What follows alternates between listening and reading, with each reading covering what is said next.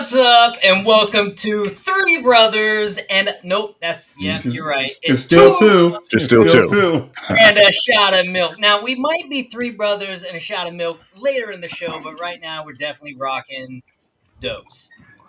Now, today we're talking TV, movies, video games, comic books, toys, action figures, sometimes anime, and so much more. Specifically, we're going to be deep diving into X-Men 97's episode 5, 6, 7, and 8. Oh my god, I can't wait to get to that portion of the show. But before we get to all that, Lawrence, where have you been?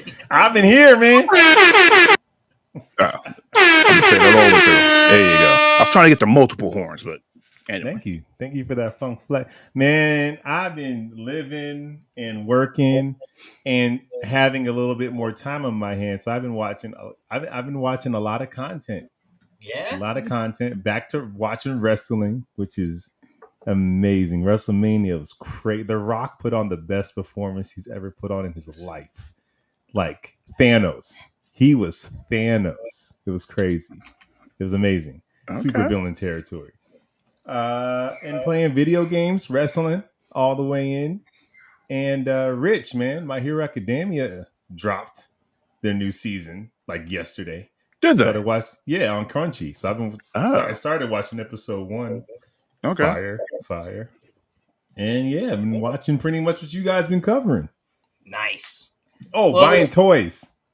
Buying toys. Wow. All right. Are you showing us now? See that review. Yeah. Well, tell us about the review. So it's on YouTube. Yes. It's a review of the Cassandra Cain Batgirl figure. Check that out. That's on YouTube. Cop that on Amazon. Nice for like $5. Pretty much. Yeah. Also cop this on Amazon for like $10. Holy. Yeah. This is McFarlane. If he drew Wonder Woman, this is what he would do. Yeah. Like, this is like his take on it. Yeah. And then gonna have to do an unboxing of this guy. Nice. All right.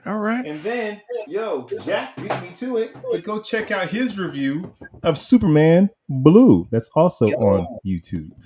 Dope. Superman Blue is actually a pretty sick figure too. It's pretty dope. Etc. So on and so forth. It's good to be back. He hit me up on YouTube under one of the backer review and said, "When you coming back?" I said, "Today, man." Nice. Today. We got ETC in the house already, and Connie Alaska also in the house, throwing up pink hands, waving with a red face heart emoji. Yeah. Aww. All right. Any other updates? Well, we'll go over it as we talk, I'm sure. All right. It's good to have you back on the channel. Rich, how's your week been? My week's been all right. Just working, perusing new jobs and whatnot, and watching stuff. Watching Kaiju number 9. I started watching that. Got back into Jujutsu Kaisen, excuse me. Yeah. Because the movie's out. They dropped everything out on Netflix. So I was like rewatching it again, dubbed now. And then I'm going to go back and watch the movie. Then I'm going to go back and finish up season 4, I believe is the last one, where things get real crazy. And then hopefully they come out with another season. I don't know when, but hopefully it comes out soon. Kaiju number 9, Kaiju number 9 is a anime where kaijus are an everyday occurrence. They have special teams that go out to battle them, and they also have the other side of that, which is the cleanup crew. And we follow a guy who wanted to be one of the special teams, but who ends up being part of the cleanup crew because he fails the test exams and whatnot.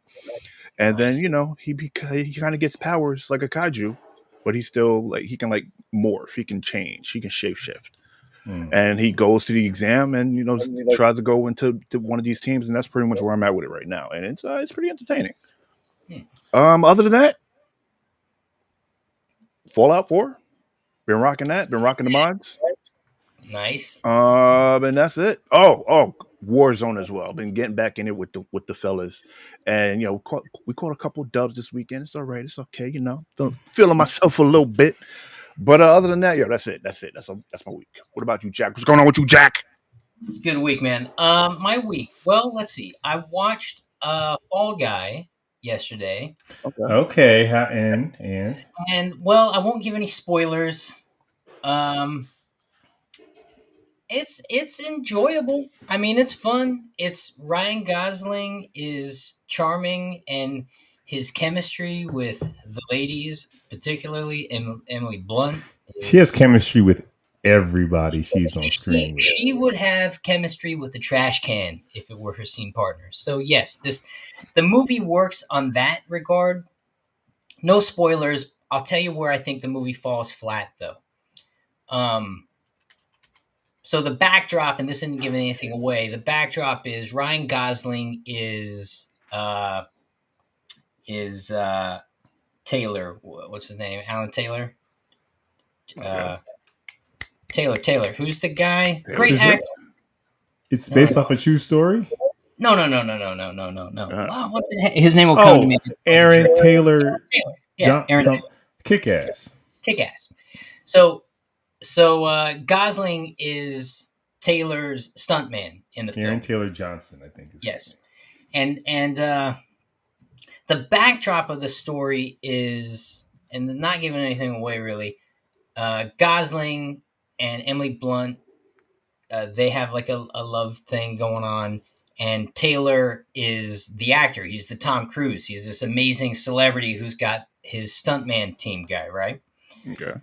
But in the movie, Taylor is set up to be kind of a turd of a person, right? He's big, pompous celebrity. And I don't care about anybody but myself kind of persona. And you get that right off the bat, second you meet him. The problem for me with this film is he's set up to be an incredible actor. Everybody talks about, "Oh, but he's so good. Like, how good is this guy? Like, he's phenomenal. Yeah, he's a bit of a, but my God, his acting." And there's a moment in the movie where they give him a monologue, like this big monologue that they wrote in the middle of the night. It's basically their heart put on page, and you see him perform it, and it's bad. It's like really bad. And it's not Aaron Taylor.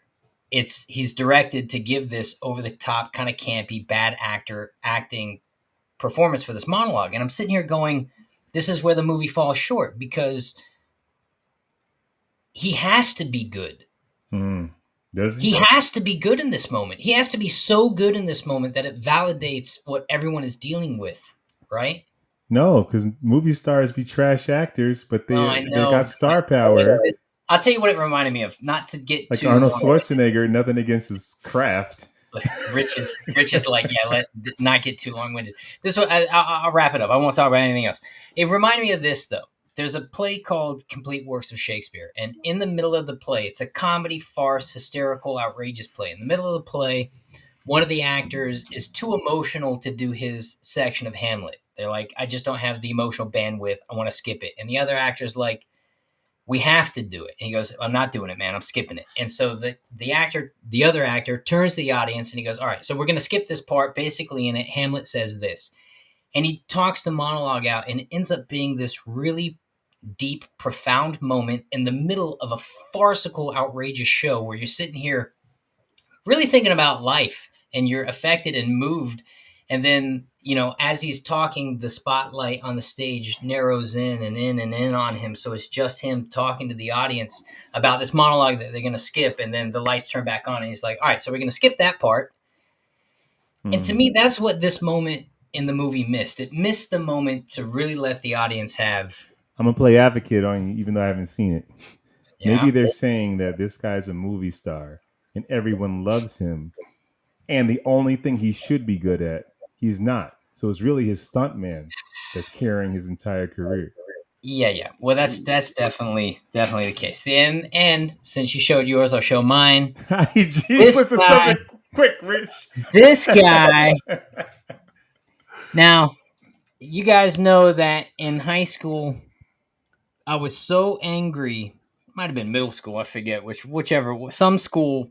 I was so angry they turned Superman into a giant lightning bolt that I started a school-wide petition. Got hundreds of signatures, and I sent that petition to DC, and the school even told me to stop going around the campus getting petitions. You And so I said was like, thousands in your video, Jack. You thousands. It did. might have been tens of thousands, I think it hundreds of was thousands. hundreds of I got 20s of 30s. I got trillions of 20s of 30. thousands. But I tell you what's funny about it. I like this figure. It's an amazing figure. That head sculpt is crazy.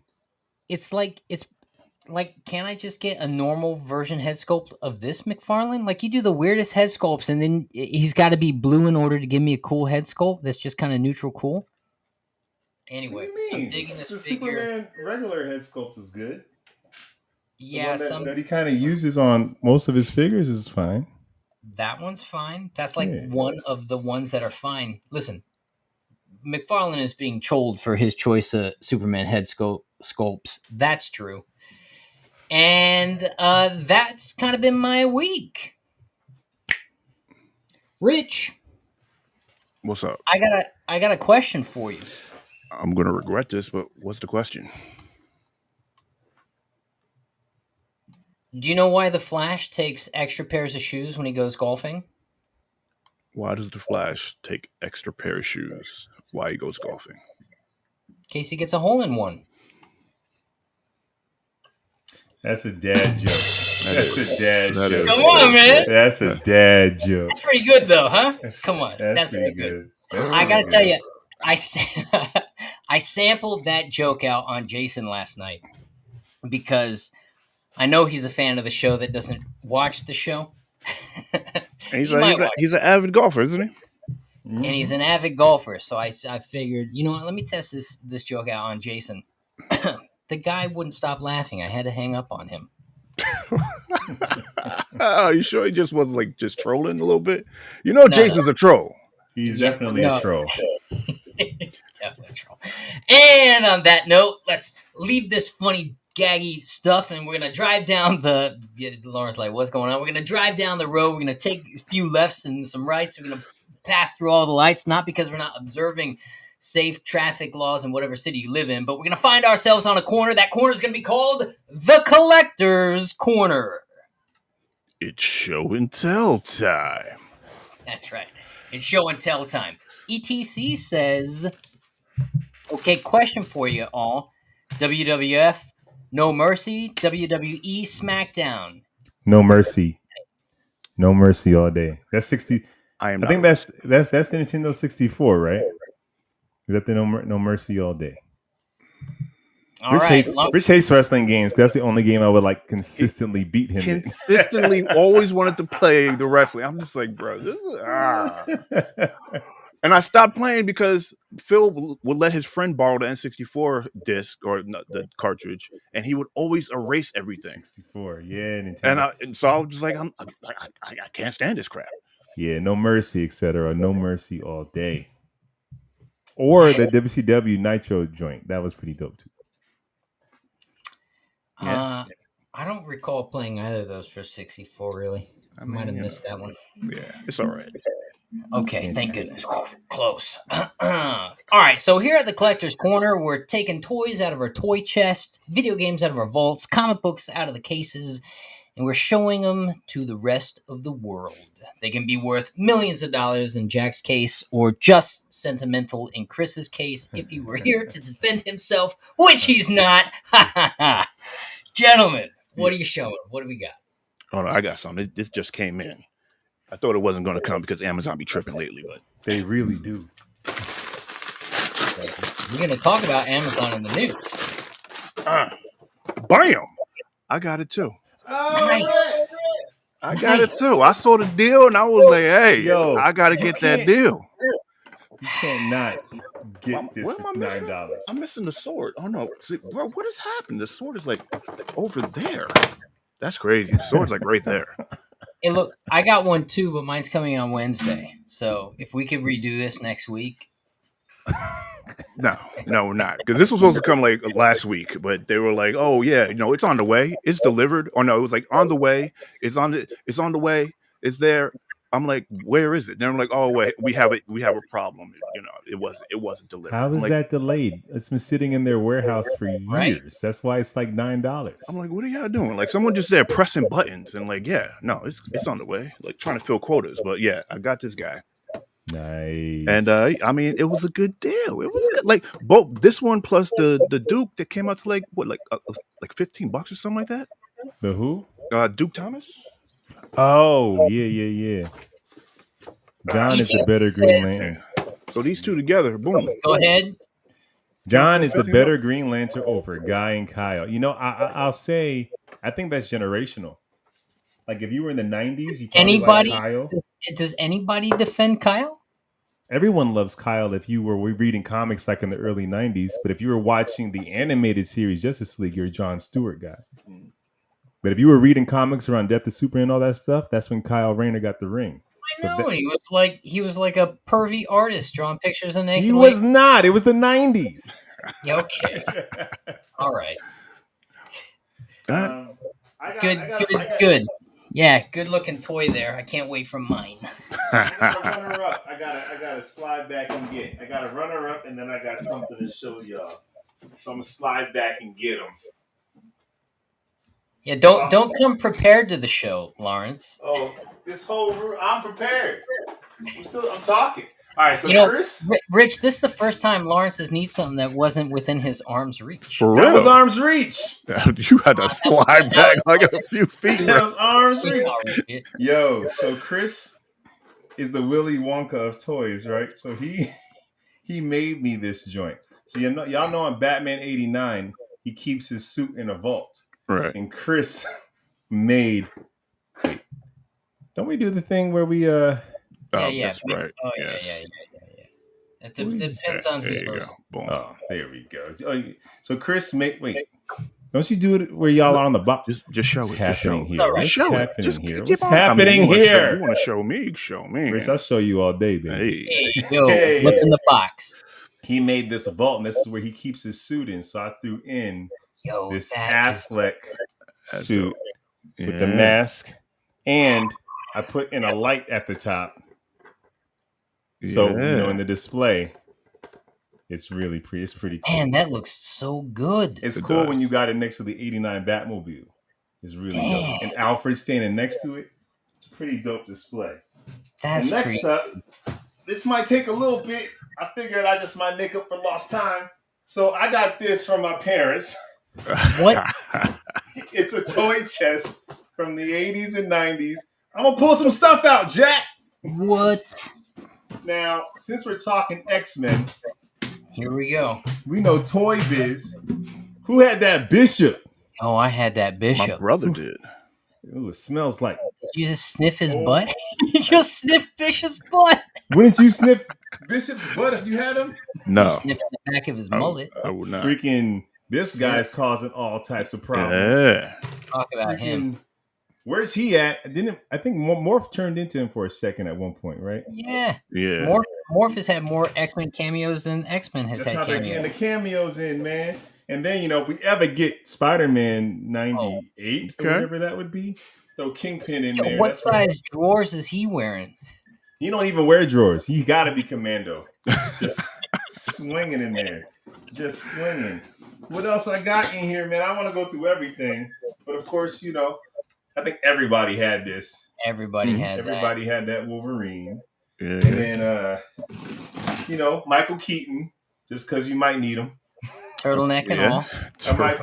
I'll pull out two more things, man. Obscure Police Academy figures. Look at the chin on that guy. Oh, man. And then what else? What do y'all want to see? Give me a genre. Can I make a request?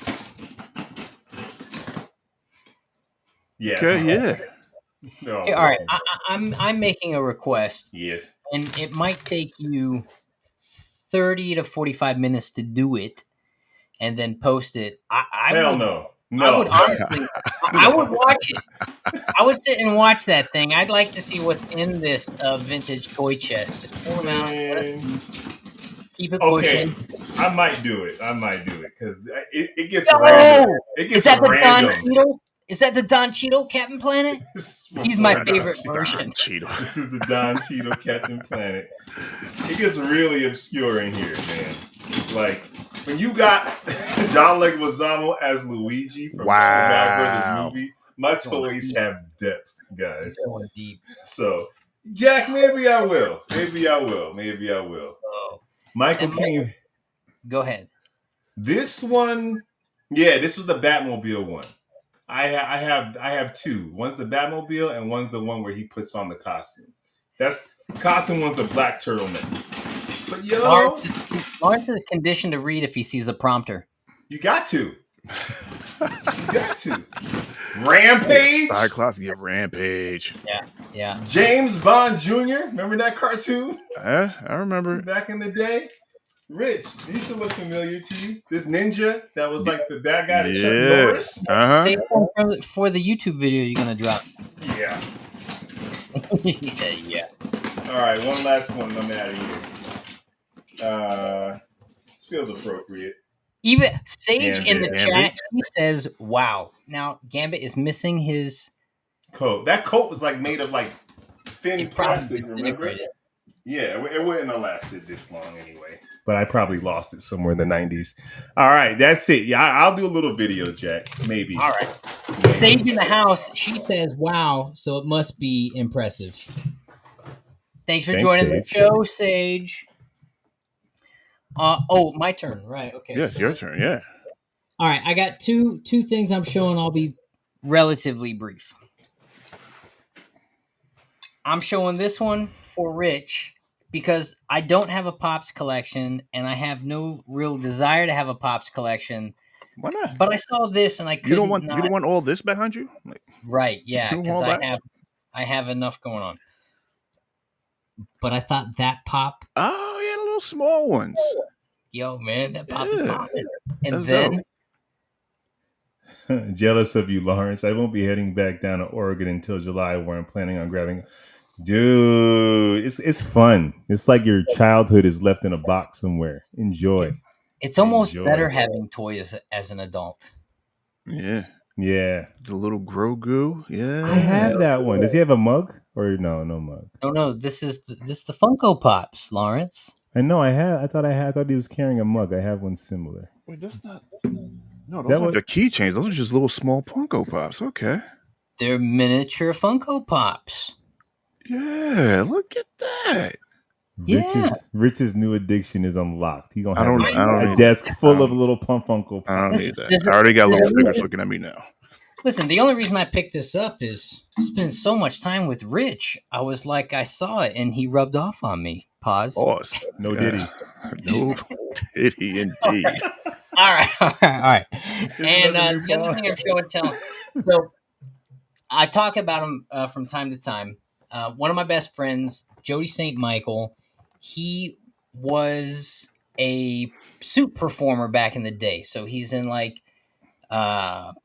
X-Files, he's in Gorillas in the Mist, he's in George of the Jungle, Country Bears, he's in all these things, and he was in Hellraiser Bloodlines, and this is the figure he played, the guy he played the Chatterer Beast. Okay. And so I said, he's kind of clearing out his stuff, and he had a couple of these figures, and I was like, Jody, you gotta let me buy one of these figures off you. And of course he's like, what, are you insane? Take it. You're my friend. I'm not just gonna give you one. So he gives me one, and I said, well, Jody, you gotta sign it for me. So he signed the Chatterer Beast figure here. What's the accessories? Is that a severed head? Looks like a head and an arm. Yeah, it is, because the dog is running around with body parts. Oh, that's dope. This is the only Chatterer Beast in the world signed by the actor who was in the suit. 1 of 1. Wow. All right. 1 and 1. Wow. Etc. I think that would be Rich.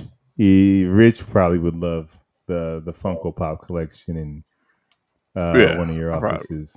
Jack is trying to stay clear of that addiction. It's true. I'm trying to have less commitment to things. Nice show and tell, guys. What is that face, Lawrence? You thought that sounded funny, maybe? No, I didn't. The organization of our screens. Oh, well, guess what? What's up? I think it's time for some news.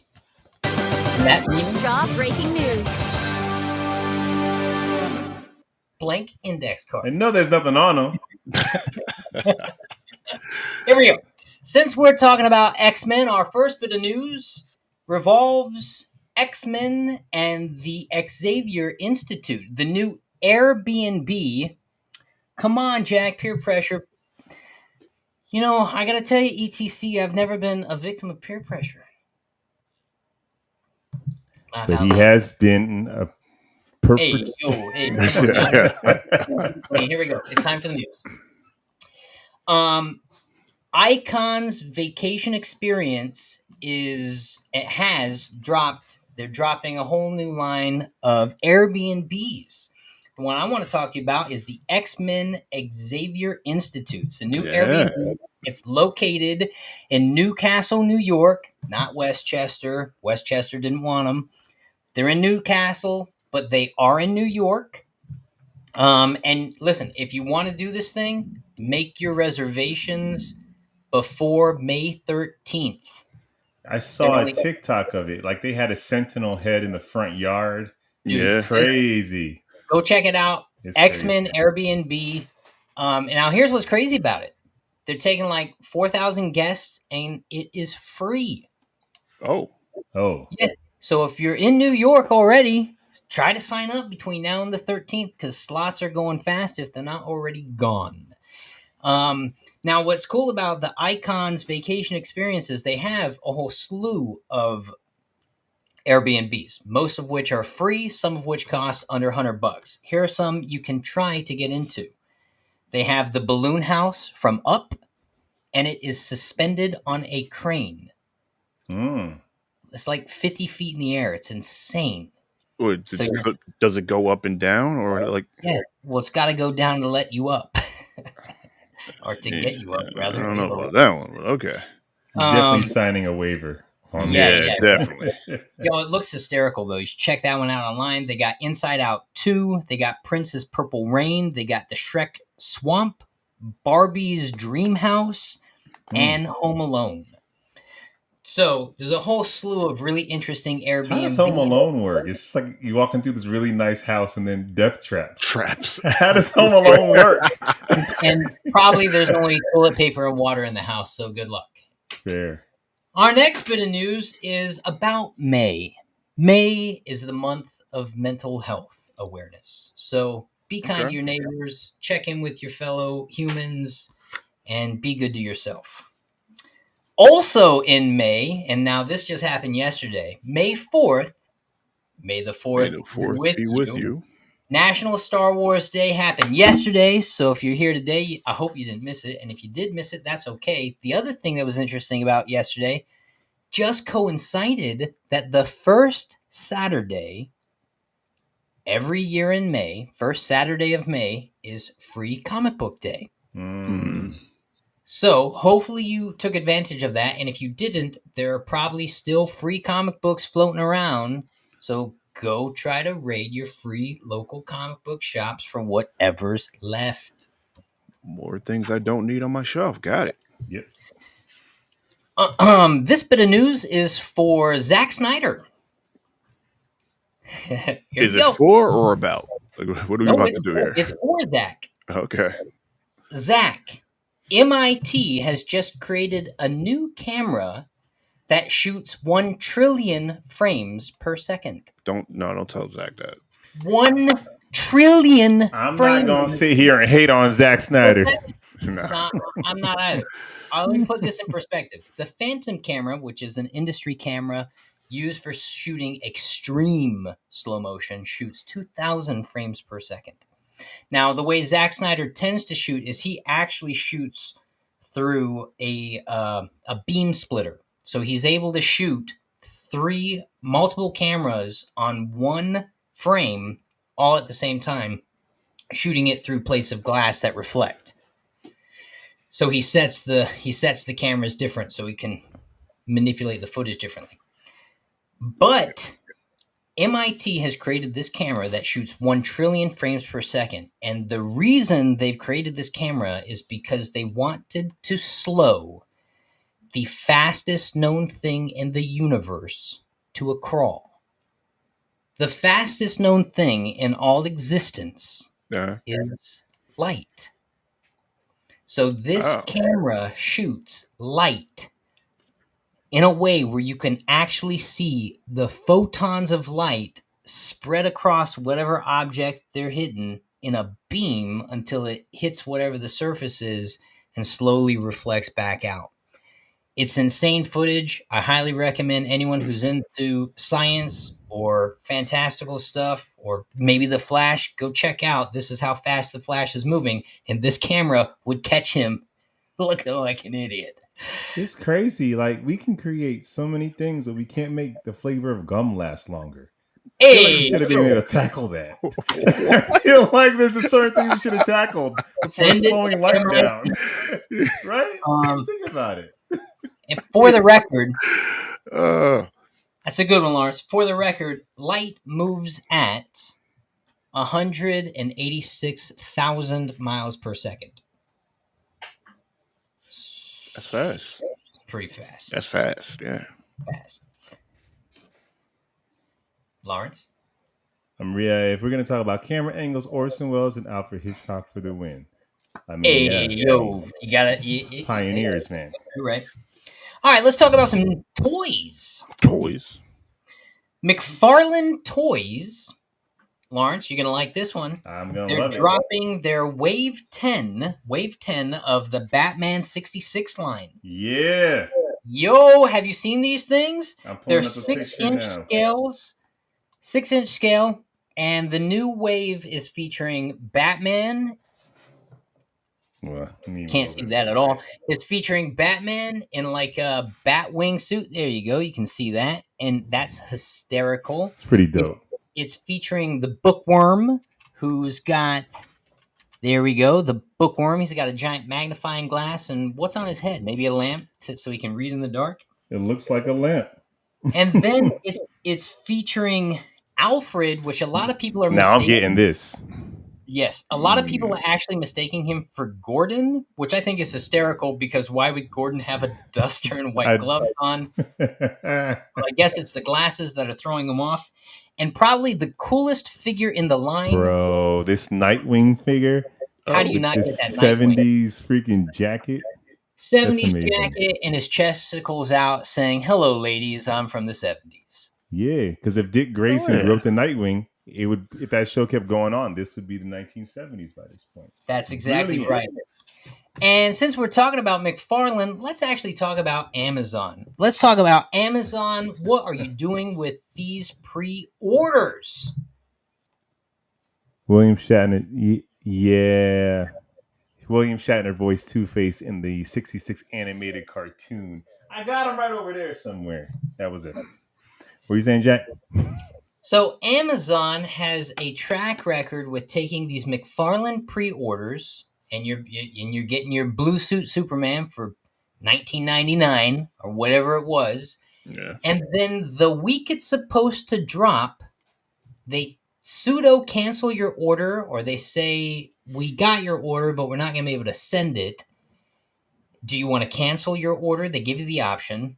It's sold out, and if you go back on their site, the price is selling for triple the cost. Right now, the Blue Suit Superman, which was selling for about $20 on Amazon, is now selling for over $50 on Amazon, and you cannot get it. And so this is a track record with Amazon lately, and what happened with me is the last time they did that, I never got my Batman figure. The Blue Suit Hush Batman figure, which I'm still angry about years later. That's the one I pre-ordered that guy 6 months in advance. I pre-ordered that thing the day it dropped for pre-orders, and I never got mine. They almost did the same thing with the Steel figure, so I went to McFarlane to get it direct, and with the Blue Suit Superman, they canceled my order, so I got it from GameStop 2 days ago when it came over the weekend. Yeah. Amazon, Target will do that to you too. Walmart is even worse than Amazon. Sometimes you got to put these pre-orders in and also look elsewhere. But you paid for shipping on that GameStop. That's the thing. I paid for shipping on that GameStop, but you know what? I would have paid for shipping on the Amazon if I wasn't already paying for their ads that they make me watch now when I'm trying to just watch content. I mean, what do you want? Right. Free stuff? No way. No way. No, free stuff that you already paid for? No way. I'm paying the subscription. Listen, what I want is accountability that if I'm pre-ordering a thing and you're taking my money, charge me the price you want me to pay and then give me the object I want to pay for. That seems reasonable. Yeah. It seems reasonable. In other toy news, NECA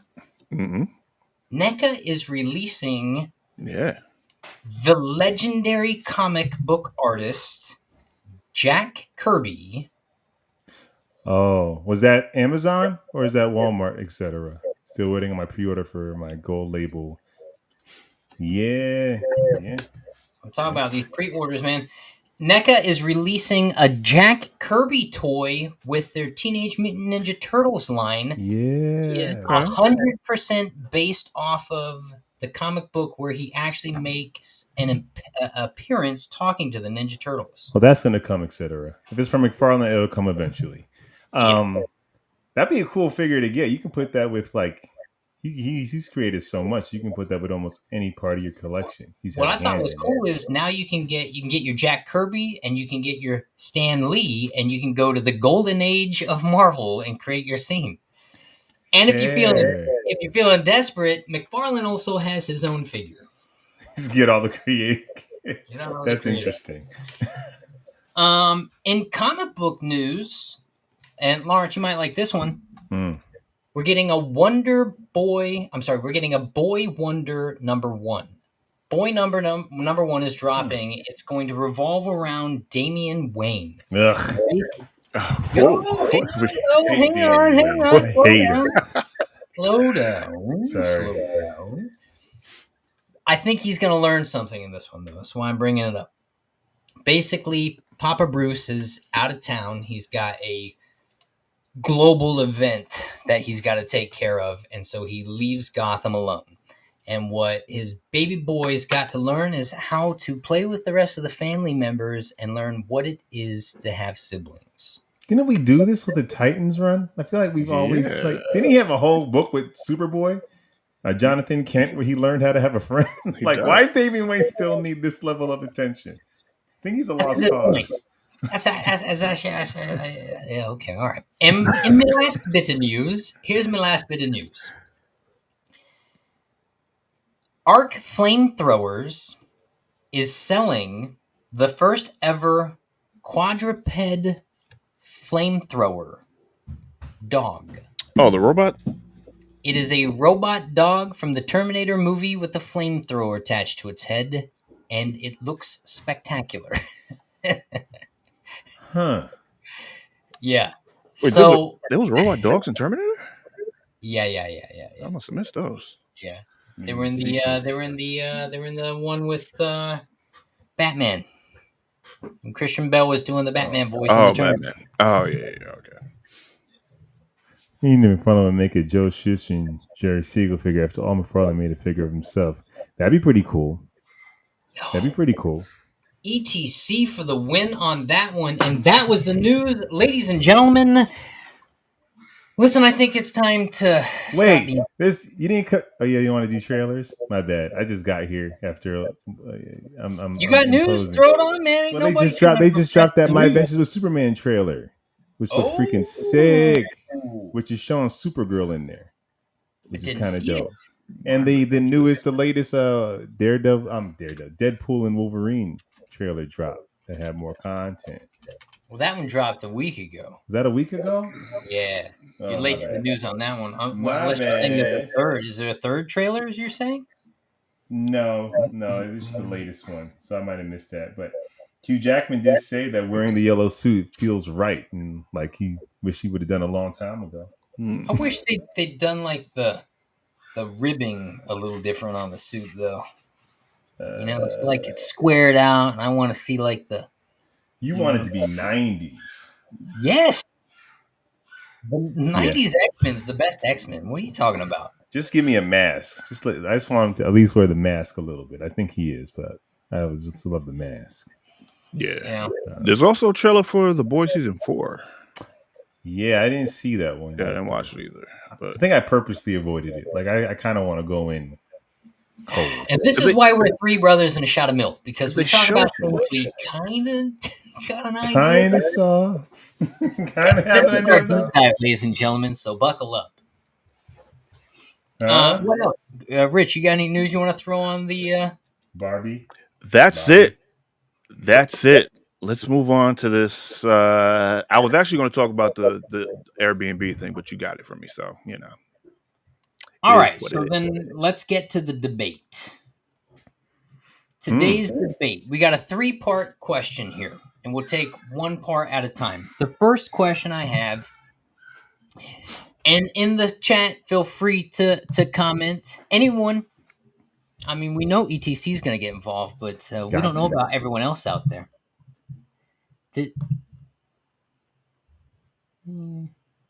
Lawrence? No, this is Rich. Your video game Oh, you don't do PlayStation. Did anyone of you now? What's the news on Helldivers?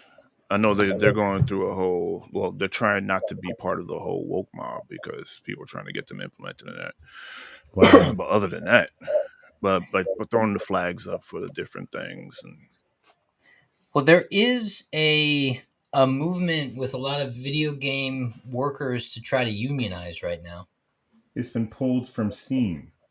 Really? In 70 countries. That's what that was. Okay. Without PlayStation Network access. Wow, that's pretty wild. Well, something Valve ignores its own policy to issue refunds for players with over 100 hours. Oh. So they pulled it, and players that had 100 hours and aren't even getting a refund. And that's why I still advocate for buying the hard copy. That is true. They can't take it away from you if you buy the hard. Yeah, Jack. It's the same price. They can. You are not paying less when you buy the digital download. That's what's insane to me. Why is anyone buying digital? Because even if I don't like the game after I play it, I can still go sell it back for at least $10 or something. Yeah. It's insane. Or gift it if they just play, whatever. Yes. Yeah. Anyone's got the same system anyway. All right, it's time for a debate. This cordial conversation's over. Can I play? You know what? Let's play it. I'll.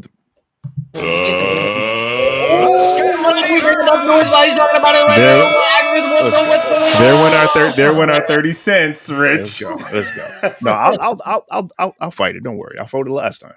Oh, you fought it? Yeah.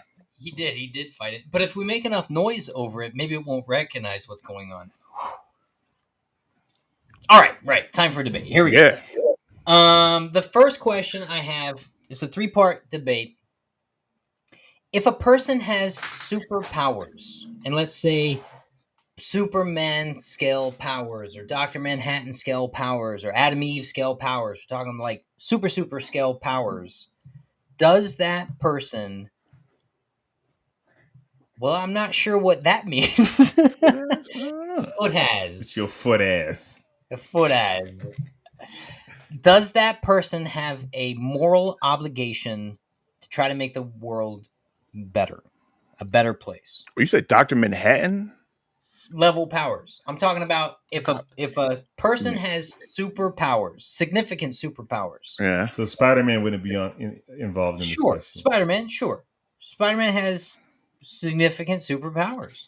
Maybe he's not flying over the world in a heart's beat, but he's got good superpowers. So Daredevil would be allowed to sit this one out. Like Daredevil's not got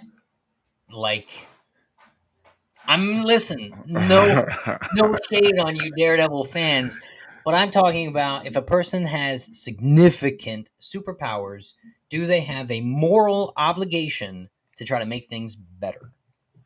This is a political question. These questions are very. And where's Chris for this one? Because I already know the route he's going to go. Yeah, where is Chris? World domination. The world domination. They will bend to my will. With great power comes great responsibility. You know what? Yeah, well, I mean, got something to my say neighbor about still this. struggles to pick up their dog's stuff. Dog I poop? mean, Dog poop. dog caca. Who wants to Talking take about it? how we regard our fellow man, right? I'll go first. Do they have a moral obligation? Okay, I'm not going to go Dr. Manhattan because if that was the case, I wouldn't give an F about what's going on here. I will go off and explore the universe. I'm gonna be honest with you. I'll be out. Like y'all, sorry now. Figure it out. But if I was like a Spider-Man level, or like somewhere maybe a little bit higher than Spider-Man, whoever that might be, I don't know. That's part of me is like, yeah, but the other part of me is like, I just want to get on with life. Like, But Jack didn't say if you had the powers. Just as an American citizen, just do as you believe this anybody. person? A Oh, world citizen. Yeah, a world citizen. I would still be the same. Like, I wouldn't be mad if they didn't have the powers because life would still go on without it, right? Nothing really you could really do. But if they could make a difference, then yeah, I don't know. That's a tough one because it's almost like if you have a gun, do you have the moral responsibility? If you have a concealed carry, everything, do you have the moral responsibility to intervene in whatever crime is happening, That's a great freaking question, or do you Rich. just make sure that you and yours are safe and just get up out of there and let the authorities take care of it? If I'm allowed to carry and there's a crime going on that's got nothing to do with me, it'd be nice if I could intervene if I had the skills, but am I morally obligated to intervene? Yeah, so That's a good question. that's a tough one. It If ain't for me. No. yeah. For me, I'm like nah. But You're saying no, Lawrence? Absolutely. Like, no, I feel like if you have powers, for you to intervene means that you're going to sacrifice big parts of your life. I don't think anybody should be morally obligated to do so. And if you even look at like our real life, professional athletes on a level of genetics are the 99 are like the 1 percentile when it comes to like their abilities. We don't require them to enlist when we go to war, even though physically they're superior to everybody else. yeah. They're not morally obligated because they LeBron on can. the battlefield. I think about it. They're stronger. They run faster. They're just healthier than most people, but they're not obligated to go because it's their choice. So I feel like if you have powers, are you morally obligated to do so? No, not. I think you shouldn't be doing immoral things, using your powers to cheat. If you're a telepath and you go to casinos, I think you're doing something wrong. But like, are you obligated to use them for good? I can't say that. Give And up your how privacy, give up your life. yeah, I can't say that. you give up all that, and also with that being said, when you give up your privacy, you're endangering your loved ones because now people know who you are. Oh, well, I'm going to get him to work for me. I'm gonna go to his family and like put the squeeze on them, so therefore it would influence him to come over here and do whatever I want him to do. Yeah, I would say that I would keep it low. Well, again, if this was me, I'll keep it low key, and I wouldn't be upset if someone else did too. I mean, look at Invincible. Like, would you wish that on someone's life? Yeah, Well, it's Because funny. It's funny you mention Invincible. It brings us into our second question. wait, And you didn't answer the first one. yeah, I was trying to dodge it, man. No, Jack. no. No. All right. I'll answer it. Oh, also, feel free to read all the prompts. Yeah. Okay. Um, Etc. You said think Punisher. If continues issues problems continue to happen, the individual don't have a reason to complain. As the old saying goes, when they came from my neighbors, I didn't say anything. When they came from my friends, I did nothing. When they came for me, no one was there. Listen, I think if you have powers and you step in, if you have a weapon and you step in, you are a good Samaritan. Like, Right. there's no doubt about it. Are you obligated to? That's the question. Like, well, I can't. I don't know. here's what's interesting about the question to me. When I think past myself, I'm not thinking about myself. I'm thinking about an individual, and it's hard for me because I see a lot of individuals that tend to go through life like this, and it's like, how do you not realize? That's murder, Well, death, etc. hey Old yo, Testament hey yo. style. That's Homelander. It's like a lot of individuals don't seem to consider their footprint and how their footprint affects everyone around them, right? Okay. How your actions affect someone. How many times are you cut off in an average week when you're driving your car? That's inconsiderate. And so I go, okay, well, worst case scenario, some middle case scenario, let's say an inconsiderate person gets those powers. Do I think that they're going to, even if they had a moral obligation, would I even want them at the wheel of that? Because how would that actually translate in a real world scenario? And I don't know that if they're already kind of not on the spectrum of considering their fellow human just on small stuff, how does this bigger picture problem affect them? Could be positive, could be not positive. And then you take that one step further. There are some people that, oh my God, can you imagine how they'd be if they had powers? Yeah, but go back to your first question. If a guy has freezing breath and walks past a burning house, is it his moral obligation to blow? I think Is he? I think so. I think I have to say obligation is a strong word, but That's it's what I it's mean. supposed to be a strong it's supposed to be a strong question. It'd And be I think nice if he did, but like, is yeah, he obligated to? no, I think the answer is yes because I think the answer is yes. But I think the answer is yes for uh, everyone, regardless of whether you have powers or not. I think it is your human obligation to try to leave your footprint a little better for the next person that has to follow in your wake. I think it is our obligation, just as Well, humans that share this planet, to try to leave it a little better than how we found it. So my I, answer to this, if you have godlike powers, mm. is it your moral obligation to hear the cry and try to make it a little better? I think it is. Well, see Ooh, that that's hard. that's different. What you're saying, because me being like what you're saying is just leaving our footprint a little bit better for the next person. That's like me helping an old lady with her groceries, like one of my neighbors help her stuff up, to her house or whatever the case may be, or like seeing something with their car and helping them out with and helping to fix it. That's like small stuff. That's things that are whatever that will help them out. But when you're talking about something major, as like I'm gonna blow out the fire of a burning Right. building, excuse me. Now, this is probably going to go into your second question. What if I do that? There are people still in said building, and I am now endangering their lives because first they're burning, but now they got hypothermia, they got frostbite, and they got so on and so forth, right? Okay. Exactly. Because now you're asking this person not just to have the obligation to help, but also take on the consequences. You're Mm, asking this person to take on more than any of us would want to. Right. And this person may have a wife, may have a child. You're asking him to be not present in his child's life or her not be present. You're asking them to Yeah. miss work and not like you're asking a lot of someone else. And I think if they choose to, great. But if they don't, I can't say that. As long as they're not using their powers for personal selfish gain. But yeah, I mean, if they just like, I have powers, but I'm still going to go to work and take care of my friends and volunteer, I'm just not going to use my powers. Ah. Human life and safety is precious and should be protected. The needs of many outweigh the need. That's easy to say when it's like you went to go save people and then you got home and found out your family like had a car accident because you wasn't there because you was too busy saving the rest of the world, which happens to like every superhero. They're not there to take care of the ones closer, and they're the ones that get hurt because he's flying around. I don't know. I don't Pop know, man. Johnson says little things are not little to the one in need. that's true. Now, ETC is also quoting. Ali, wait. Connie Alaska, do you know who ETC is quoting? You might be the person in the feed who knows this quote.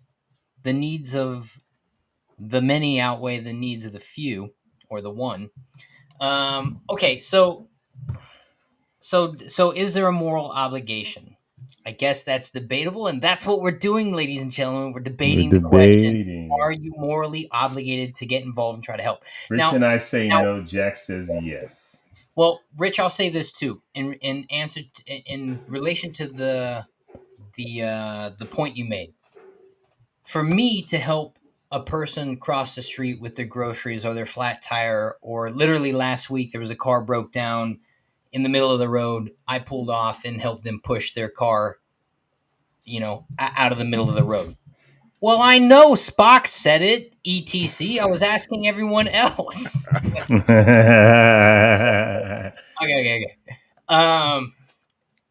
But that for me to get involved and help push that car out of the way is something within my power set. I have the power to do that. So if Right. my power is proportionate to what I'm able to do, then do I have a moral obligation in whatever the bigger scenario is to get involved? That's sort of the question, right? But you helping someone push their car, where's the sacrifice? That's the thing, because all these people, these powers, Man, will well, have to sacrifice a big part of their life. I'm slower getting to my destination. Everything, it's the butterfly effect. Everything. Jack, if Yes, if a Lawrence. car, Yes. if someone is stuck somewhere or there's a robbery taking place and you have a choice, go help this person or be there for your child being born. Yeah. Now your child's going to be born whether you're there or not. Do you go help the person who's getting mugged, or do you be there for your child being born? Yeah, I hear what you're saying. Yeah, that's the sacrifice, right? With great power comes responsibility, and sacrifice should be the other half of that sentence, right? I think so. In the Okay. Jewish tongue, that would be called a mitzvah, Jack. So He mitzvahed. That's all right. We all mitzvah from time to time. Okay, so second half of the question is: should a superhero, someone who is using their powers to benefit humanity, should they be held accountable for collateral damages? The person who got frostbite. depends. Ooh, it depends. Well, If I have powers and my identity is known and you're making me help, then y'all need to have insurance over me. Yeah, or something. Because now you're telling me I'm morally obligated to help you people, whether I want to or not. And now you're going to be mad after I help you? Nah, it depends. If I'm vigilante solo, then yes. If I'm like government, you have to use your powers or else, which I feel like that's probably what would happen if you had powers in real life. Yeah. No. what the heck is going? Oh, shoot. Sorry. My PlayStation timed out and the numbers came on. This channel plays numbers 24/7 for some reason. Okay. I don't know why. Sounds like a topic for Hancock. That's interesting because I was actually talking to someone about Hancock earlier. You remember Jason's dad, grandfather? He's like, yo, Pop, you want to go see Hancock? Hancock? You don't want to go see no Hancock. No, it's a movie with Will Smith. Hancock. You don't want to see no Hancock. Oh boy. Sorry. That's I digress. Now, but look at this. So look at this. In Superman, right? In Superman, we see his battle with Zod, and they take out the whole city. They take out hundreds of buildings with a blast. In all fairness, that freaking terraformer destroyed half the city before they fought anyway. In all fairness. That was like going up and down. It was. It was pulverizing a lot of stuff. In all fairness. Okay, so look at Invincible, spoiler alert, how much carnage happens in the wake of these battles and these encounters, or even just misuse of the power, right? In those cases, I feel like they get a pass. To me, it's more like Batman, where it's like, to stop this personage, you did not have to drive the Batmobile through 2 buildings. but freaking Omni-Man was going to probably destroy the city anyway. So it's not. It's like Mark couldn't get the fight out of the city if he wanted to. He was so outmatched. And Superman and Zod, well, half the city was already destroyed before they fought. So I think in those cases it's tough. But like Spider-Man, He probably caused a lot of damage unnecessarily. There are a lot of people coming out their cars to go to work or somewhere, and they're like, "Where is my car? Where's Oh, my car? there it is. The corner smashed up. I think it Great." depends on the threat. If it's doomsday level threat, it's like who cares? Superman fought him in building cell. If he didn't, there'd be no Metropolis. You know, that's where Christopher Reeve Superman was so amazing. He saw the damage and he stopped the fighting because of the casualties. Well, he flew away and hoped they would chase him. What if they didn't chase him, just destroyed Metropolis instead? Yeah, but look at That what was a gamble. That was look a at gamble. what Superman and Lois Superman did with the Doomsday fight. He literally takes him to the moon to get him off away from people. Yeah, By the end of the fight, he's like, "I gotta get this, but then get this he removed." gets sent back to Earth though. But not for lack of trying. Right. But at the end of the day, a lot of. But if he didn't, Doomsday would destroy. Like that's the hard thing. How much damage would have been there if the superhero didn't step in? But look at what happened with the Man of Steel movie was so unthoughtfully done with certain elements of the way that battle transpired. That Exactly. That's what I'm saying. what? Well, he said either way, the Yeah. the fighting destruction stopped. Right. Like the Man of Steel movie, the fighting was so poorly done as far as seeing the hero try to mitigate some of the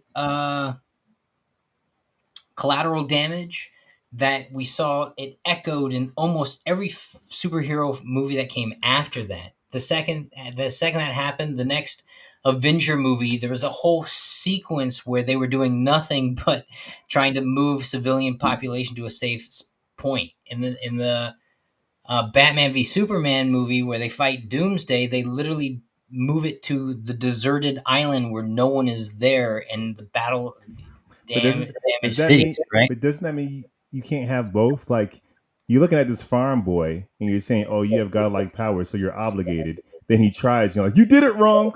Yeah. Well, but that's what's so good about the Invincible series. We see Mark fail, but we see him try. We see him try not to fail and fail horribly. Your question wasn't, "Do you try not to make public?" It says, "Are you responsible if there is?" Period. Right.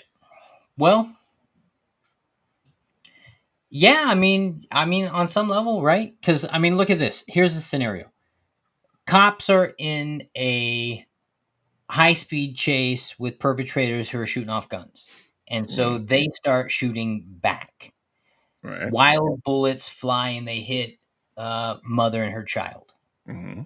Now, is the police officer who shot the gun, who's actively going after the perpetrator, responsible for accidentally shooting the mother and her child? Well, isn't that? Well, you're not supposed to start shooting in a public place. You're fighting back. Well, no, you're not. You're chasing them. If you let them go, there'd be no gunfight. So you don't. Right. Like, It'd be one thing. Yeah, but one thing at the like you crash them out and then they get out shooting and then you shoot back. That's different. But like driving through the streets like in the movies or shooting. Nah. Even though I've seen that, but it was in other countries. But it's pretty wild. Actually, no, there was one. There was actually 2 videos I saw where American cops did that through the windshield. But he was very precise with it. He was very he practiced. He trained this. He was shot through the windshield at the driver's seat and caught the guy. But anyway. But I would say on Lawrence's, I would also say the same thing. It depends. If the government is telling me that I need to help, then y'all picking up the tab or whatever happens. But if I'm going out of my way and doing what I got to do, then depending on what the damage is, maybe you just won't catch me. How about that? Mm-hmm. If no one officially asked you for help, like on an official level, and you kind of just did it because you felt, I guess, morally obligated, then yeah, you got to cover this tab. But I think of the Avengers or Captain America. I'm like, you guys are sanctioned to do this. So no, they're not. They sanctioned themselves. Captain America is definitely sanctioned. He's Captain America. Captain America might be sanctioned, and like but Shield and all that stuff. The Avengers aren't just a group of vigilantes. I don't think. Pretty sure Shield did not put the Avengers together in the comic books. Shield. No, but I think the Avengers aren't. even like the Justice League, they're allowed. They put themselves together though. It's not about who put them together. It's that they're working with like United Nations and governments around the world. They're not just a group of vigilantes just doing it without any kind of like bureaucracy. They're involved doing those things with like, so if there's an issue, they should be covered because they're working with governments. I was talking to Sage today, and she said she gets anxiety sometimes thinking about like if this were actually going on and Spider-Man were fighting Dr. Octopus and the level of just wreckage that's in the city. She goes, that takes months to a year to try to rebuild that damage. Who's doing that? In America, yes. Well, and that's the problem. That's what I'm talking about. Doomsday, bad example. He destroyed a city. Dr. Octopus is not trying to destroy New York. He's trying to get something.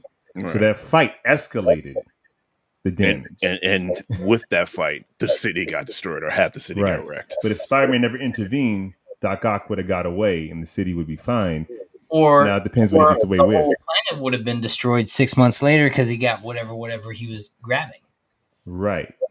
But if Spider-Man is not like a government, he's not working with any governments, he doesn't have any jurisdiction or allowances to do anything, then do you trust his judgment? So J. Jonah Jameson is right when he says Spider-Man's a menace. Absolutely. This 16. You think this 16-year-old should be making these kind of decisions? Absolutely. Just because you can stick to walls now, your judgment's good. Your frontal lobe's not even finished developing. If they knew who Spider-Man was, he'd have been sued into oblivion. There will be no financial recovering from He's this. 17. We're trusting. Okay, let me push on to the last question so we get to the main event. What was your answer? Well, he's ducking him. He comes out with these questions. He doesn't answer. Well, look, I think you both have dodged the question by saying if an individual is taking it upon themselves, then they should be accountable. If a government agent is running the individual, then the agency should be accountable, not the individual. No, Pop Johnson. There is always a winner in a fight. And his name is Jack. Yo. Look what Lawrence has done. Okay, all right. Jack, stop buying time. Reiterating the question. Just what's your answer? What's your answer, man? Yeah, I think we all have to be accountable for our actions. Okay.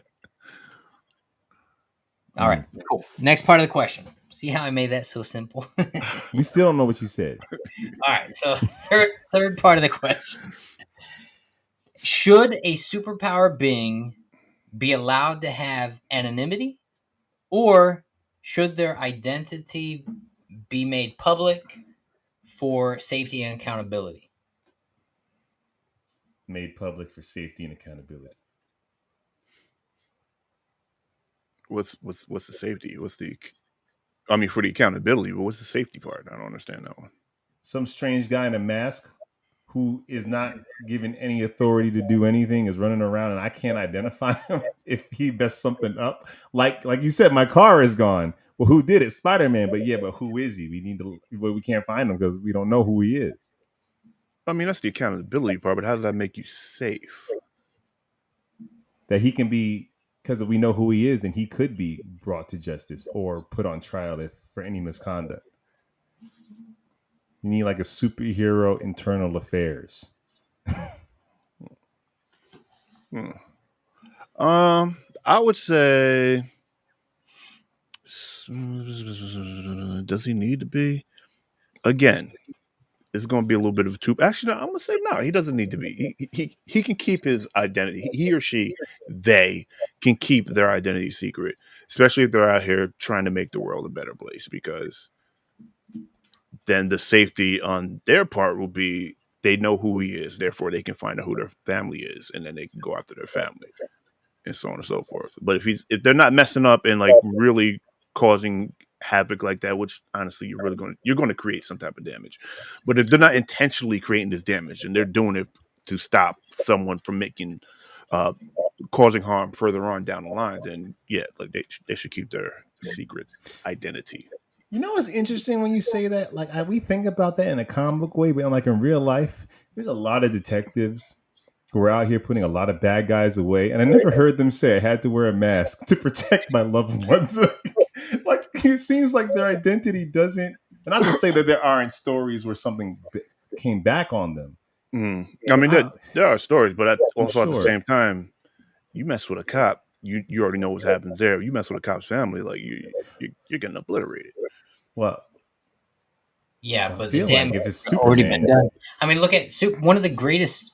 I don't know about greatest. One of a story Superman storyline that I loved in the '90s was when he had to face Conduit.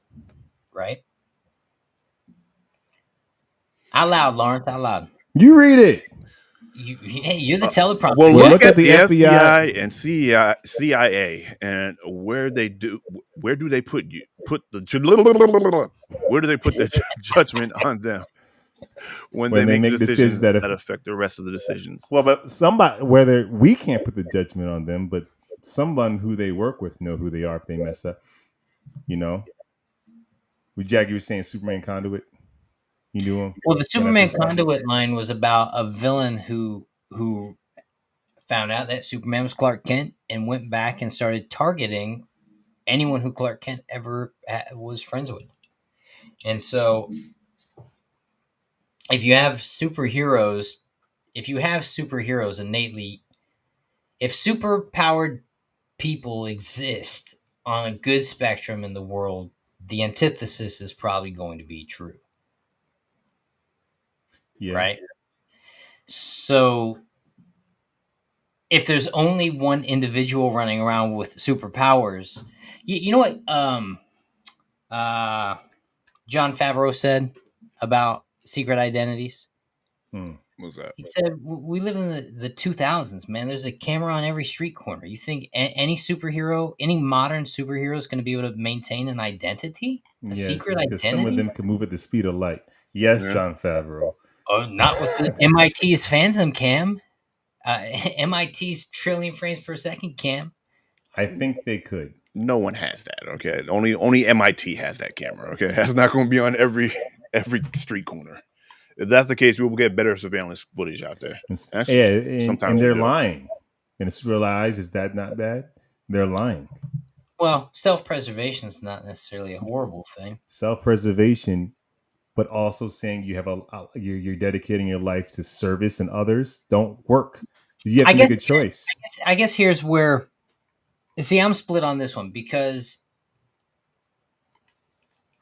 there is accountability for people. There should be accountability for people in positions of power to use that power appropriately. And when they don't, it's good that we know who they are. The thing about a superhero that I'm like, anonymity is probably a thing they should be allowed, is you look at certain celebrities that literally can't even leave their house without being in disguise, and that's the kind of life they have to lead in order just to pseudo have a human experience. Yeah, and it sucks for them, but they don't have godlike power. Like someone who has godlike power, there should be, and they're choosing to use it. There should be, yeah. I mean, one time, me and Jason got pulled over by some cops one time in New York for doing nothing. And we know we did nothing because there was no ticket or nothing happened afterwards. We just got pulled over. I got sat on the curb. He got put in cuffs, and they were like plain clothes, and they were unmarked car. And I asked the cop, well, what's your badge number? And he was like, you want to go down that road? He didn't want to reveal his identity. Someone in power and authority didn't want to reveal their identity to me because then there would have to be accountability. Now, when you look at this question, you look at it like you're looking at comic books. Let's pretend like we don't know Superman, who he really is. He flies around, he does good things, but I don't know him. You're putting your trust in a comic book story because you know he's always good, but in real life, you wouldn't know if that's really Homelander. You wouldn't know if this guy under the mask will have a bad day one day. They're not sanctioned. There's no checks and balances. Yeah, I'm glad that he stopped the bad guy today, but what if he wants world domination tomorrow? Or what if he starts stealing from the bank as well? You kind of want to know their identity. And if half of the Marvel universe is able to be superheroes without an identity, I feel like tell that to Madonna or Meryl Streep. First of all, no one recognizes Madonna now. All right, facts. And Madonna and Meryl Streep are not people in power who can control or change the course of someone's life by sneezing. by having a bad dream. If I lived next door to a superhero, if they had a nightmare, could obliterate the town, I'd want to know so I can decide if I want to move or not. Yeah. Superman's son has a nightmare, and there goes the block, and I'm not supposed to know. Imagine Cyclops like getting his glasses knocked off, and he's like, "Oh, I wish I knew he lived in Burbank. Yeah. I would have moved." Does he sleep with his glasses on? No. He probably has some. I don't know. So Jack, you still want them to have a secret identity with all that power, kind of being No, I said vigilantes? I'm split on that one. I'm So you're split not on that answering. one. Yeah, I don't believe in the So mutant he's not registration answering. act. No, but look, I don't believe in the mutant registration act. I don't think everyone needs a number tattooed. No, to their this arm. isn't registration. You're choosing to be a vigilante. Right. No one's making you. You don't have to. If you're, I don't know. That's a tough one. Mutant registration was racist because there was other super powered people on Earth, and they didn't have to go through the same thing. We're talking about if you choose to be a superhero and you wear a mask. The Registration Act was a global wide effort to register all known powered people. Mutants. Right. No, powered people. Peter Parker is not a mutant, but he was registered. And they would consider them mutants because they're not really anybody who had powers would pretty much be that. Right. Basically, but the Registration Act wasn't mutants only. It was a Marvel wide. Having a superhero have to disclose their identity when they're walking around with a weapon of mass destruction, which is their body, I feel like is exactly what accountability is. You don't get to blow up a city street with a mask on and fly off and we don't know who did it, and then show up to the mall the next day and buy a pair of sneakers like nothing happened. Well, that's a good point, Lawrence. That's a good point. Okay, well, Lawrence ain't picked the debate king. No. Jack wins. You didn't answer any of them. You really did it. That's why. These are his questions, everybody. I should be in politics. You really should. Okay, and I think it's time to get to the reason why we're here. It's time for the main event. Hey, hello from Alaska. Another Alaskian. Yo, hello from Alaska Brothers. Hello from Alaska Brothers, or you're the Alaska Brothers? No. We're the brothers. Hello from Alaska. Oh. I've been trying to catch you live for a while. Well, we got a few people from Alaska in here. I think the whole crew is Alaskan. Etc. Even Connie Alaska, who's not in Alaska, is Alaskan. This is going by Connie Alaska. That's dope. Alaska Brothers. Alaska. There we go. And you're reading the teleprompter? Come on, Ron Burgundy. I'm slow. All right. Well, Ghosty Mom, welcome to the show. Thanks for joining us. Today we are talking X-Men 97 episodes 5, oh my MG, 6, what in the world, 7, stop the car, and 8, what just happened. Now, those aren't the official titles of the episodes, but they probably should be.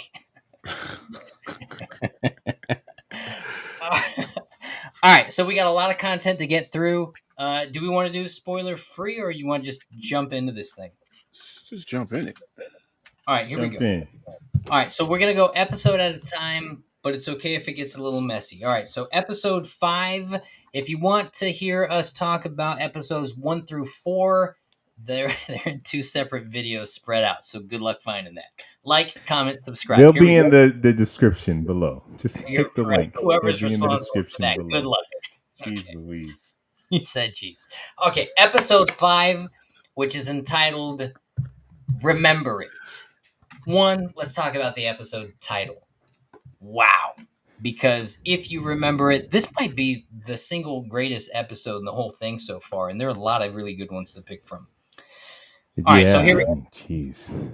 All right, I'll give a quick blow-by-blow, and then feel free to jump in or rehash it out after the blow-by-blow. Free for all. Here we go. So, episode 5, Remember It.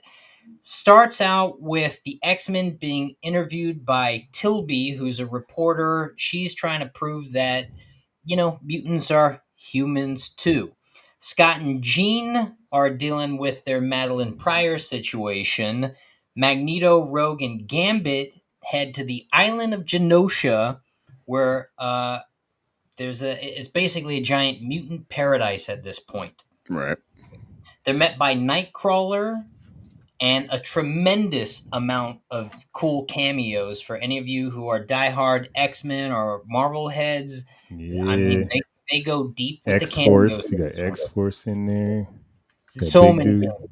Yeah.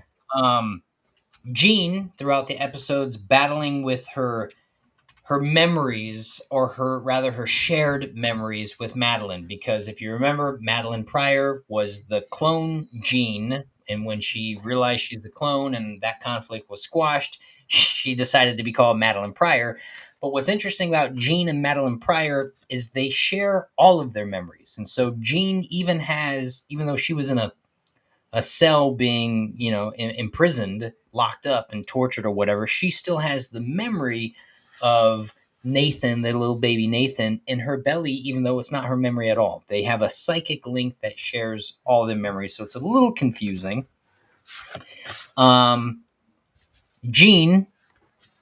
there's literally a scene where Jean is submerged under like a riverbed with all her memories. So she's drowning in her memories, and Wolverine walks into the riverbed and they kiss. We'll talk about that.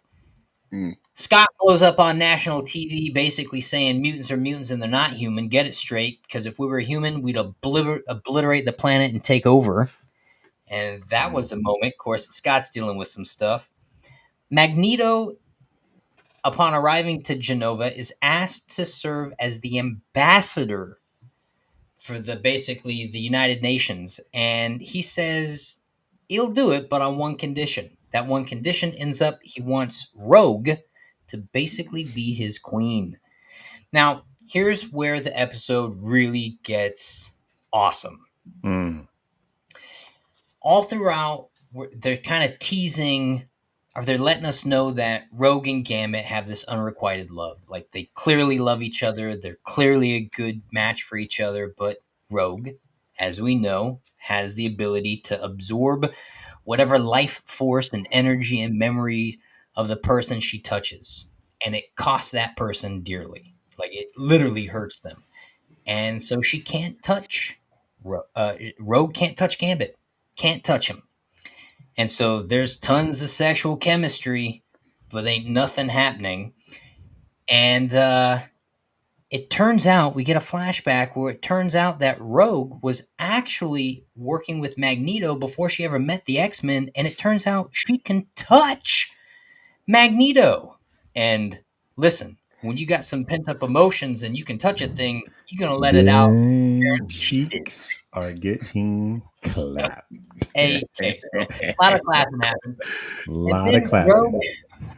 And then apparently what happened is Rogue teamed up with the X-Men, and Magneto turned into a supervillain, so she kind of never talked about it, and he pretended it never happened, so she just kind of went along with it. Well, ghosted. turns out, if you want the definition of being ghosted. But it turns out it happened. And now Remy, Gambit, is starting to pick up on these signals like, yo, y'all got some history? And the answer was, yes, they did. And now here's an interesting thing. Gambit basically approaches Rogue and says, hey, let's do this thing. Let's do it official. And Rogue says, no, I can't touch you. And Gambit says, okay, then let's just be friends. Let's be best friends. He goes with it. Yo, Rich is thinking about it, but he does. He's got that scene where he's all dressed up in white, and he goes to Rogue, and she squashes it, and he says, it's all good. That's after he already kind of knew about Magneto, so he had no choice but to be like, yes, I'll take what I can get. He shot his shot in that scene, and she squashed it. And he was cool with it. Like, he was upstanding. No, what I'm thinking of is that Rogue or Gambit can actually touch Rogue. Gambit without cannot touch Rogue. No, he can. He can. He can't. I read about this. Hold on, wait a minute. No, Magneto can because he has like the electric Within magnetic Listen, field or this, something. within this content, yes, but within other content, Oh, he in the absolutely comics, can. they Yeah. might have but also crossed that bridge. that would have been like post '90s X-Men stuff. And the whole point of Rogue and Gambit's story being so interesting is the fact that they can't touch each other. And But it that's doesn't the really make sense. That's the problem. what doesn't make sense. That they can't touch. It's No, like a but that's plot her power. hole. Yeah, but they No, it's literally they no, make it's not. collars that dampen their powers and take them away. We've seen it in this cartoon multiple times. You tell them you can't wear a Well, bracelet that's for a night? man, that's Yeah. actually a Plot good point. hole. It's like That's actually it's like interesting. wearing condoms. It's like it doesn't feel the Right. same. You're like literally they wear them all the time and it takes away their powers. Make it a little bracelet. Put it on when you guys go on a date. What are we doing here? That's a wonderful plot hole point. But Lawrence, Chris is not here to say reasons, so I'll say it for him. So for reasons, they cannot touch each other. At least they cannot do it when they're in full form. Hello. So now what happens is it's the evening of the giant event and party in Genosha. And if you Oh wait, were and didn't Beast have one of those collars so he can work on them and figure it out? They have access to the technology. It's not like it's hard to it's just find. derailed off of that revelation right there. Wait a minute, they No, definitely could have. Yeah, I think in the comics they justify it by saying wearing it feels like they are. What's the word I'm looking for? It's wearing it makes them feel as if they're like in bondage or trapped. It makes them feel like they are lesser than because wearing it is a symbol of being, well, But look at what's going on with Storm right now, where she has no powers, and you're like, yeesh. but I think in this content, especially since in this, not the old one, but this one's more sophisticated, the question should have at least come up. Do you want to That's wear a bracelet? And then she's like, no, I'll never feel like I'm like a prisoner or a slave ever again. Like at least let it, because I'm sitting here like, y'all really could make this that's interesting.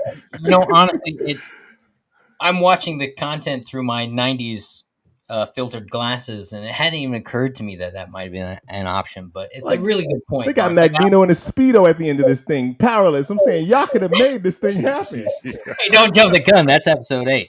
Sorry, I'm just saying. Okay, so what happens in this episode though, and here's where things get interesting. We go to the party, and Gambit agrees. Let's just be friends. Rogue approaches Magneto. She dances with him in the sky. It's a very public event. They kiss, and Gambit's had enough of. He can't stomach it, so he leaves the party. And then the insane happens. Oh, I will say this. If you're a good audience member, you might notice that right before we go to the party, there's a night shot. There's a skyline night shot with stars in the sky and then some fireworks. Just to the left of the frame, you can make out the Watcher.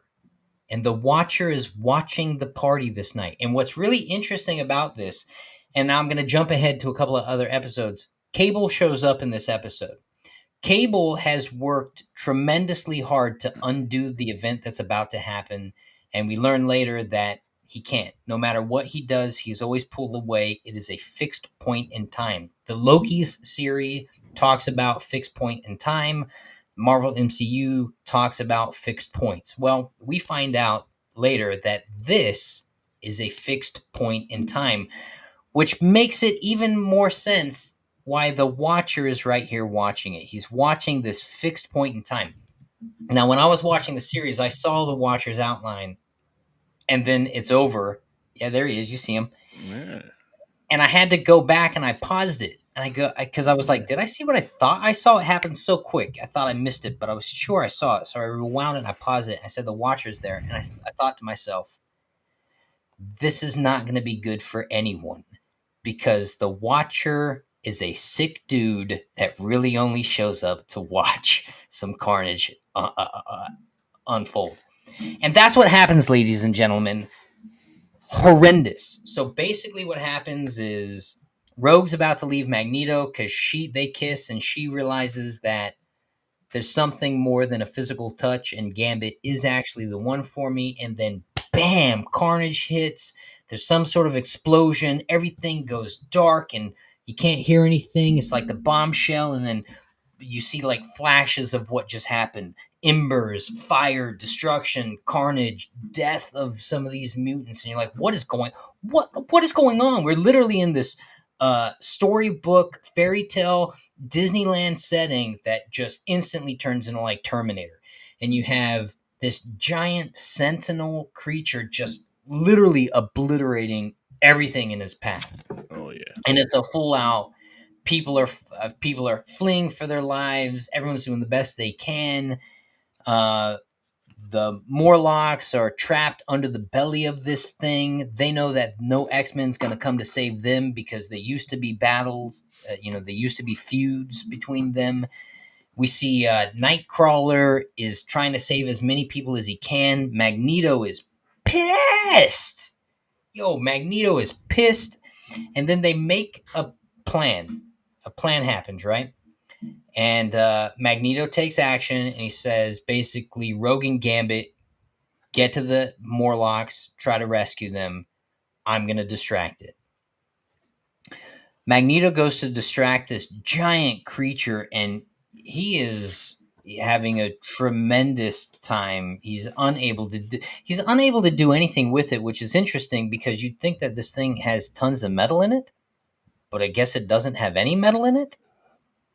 I think weren't the Sentinels they were using like polymers or something like that? They were trying to like because they know of Magneto. They would have prepared for him. Yeah. Well, we'll come back to that when we get to episode later. All right. So anyway, long story short, Rogue and Gambit make a play for the thing. They save the people under the belly of it, but not really, because this beast is a beast of a sentinel. I had to think about that. The Morlocks, right? We understood why they were in the sewers in X-Men, right? Well, they weren't in the sewers here. They just got trapped under the thing in the building that was there. Like that was their part of town, was my understanding. It wasn't like they were in the sewer system. Why would their part of town be underground? Why can't they be up in in the light with everyone else? Yeah, maybe they don't like the light that much. I don't know, but they were there. Gambit shows up. It is heroic. I mean, the guy is heroic. The guy is charming. He saves the kid. He saves the other ones. They get out into the light just for that giant sentinel to be bearing down on top of them. Magneto gets there right at the last minute, manages to take some of the blast. He pushes Rogue and Gambit out of the way. And then really what happens is Magneto is obliterated. We watch it happen. Magneto, the Morlocks, they are obliterated, just annihilated. Rogue goes ham. She goes right after that Sentinel. Gambit, I don't know how he gets on his bike so fast, but he does. Manages to shoot it up in the air, knocks Rogue out of the way, saving her life. And then Gambit gets gully, man. Gambit goes with his light up staff. He's going to take this thing out, but the Sentinel hits him with this spear hook thing right in the side. And he's so tiny in comparison to this giant creature. And for some reason, the Sentinel hoists Gambit's half lifeless body up to his eye just so he can take a look at him before he completely disregards this thing. And he's like, mutant neutralized. And Gambit says, the name's Gambit, mon ami. You be good to remember it. And then he lights that Sentinel up. Boom! Saves everybody. He's basically a crispy critter at this point. And the episode ends with Rogue holding Gambit, tears coming down her face, and she's saying, I can't feel him. I can't feel him. And this is the only episode where there's no music that plays after the episode. It's quiet. It's like, eesh, man, holy. So that's that episode. in real time. It's a good episode, man. That episode is so good. It was good. That was episode 5. 5. Five. What am I? Oh, I got my whole things mixed up. There we go. Episode 5. Remember it. And what's so good about the X-Men series right now is they're really a matter of fact, the only character who's really taken a back seat in most of these episodes is Wolverine, but As he should.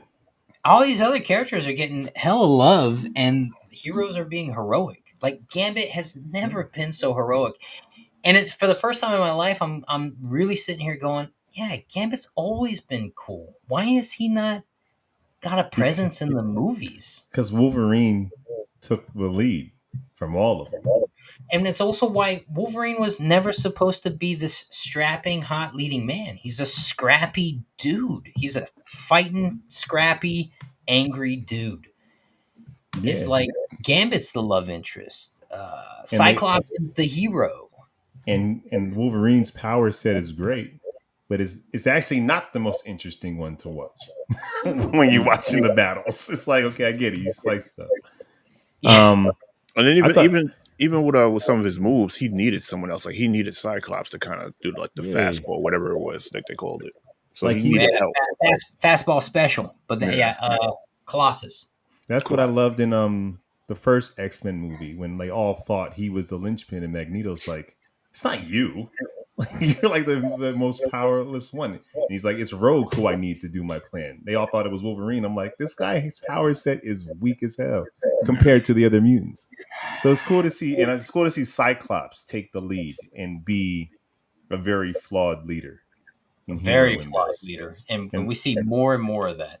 Well, you got a guy whose whole life is like a lie. You know, I thought I had a kid with my wife and the clone, but I shared an experience with the clone that I didn't with my wife. It's a soap opera. And to see him lose control in front of the camera, also carrying the weight of like Professor X, and then dealing with the fact that Professor X didn't even leave the X-Men to him. He left it to his arch nemesis.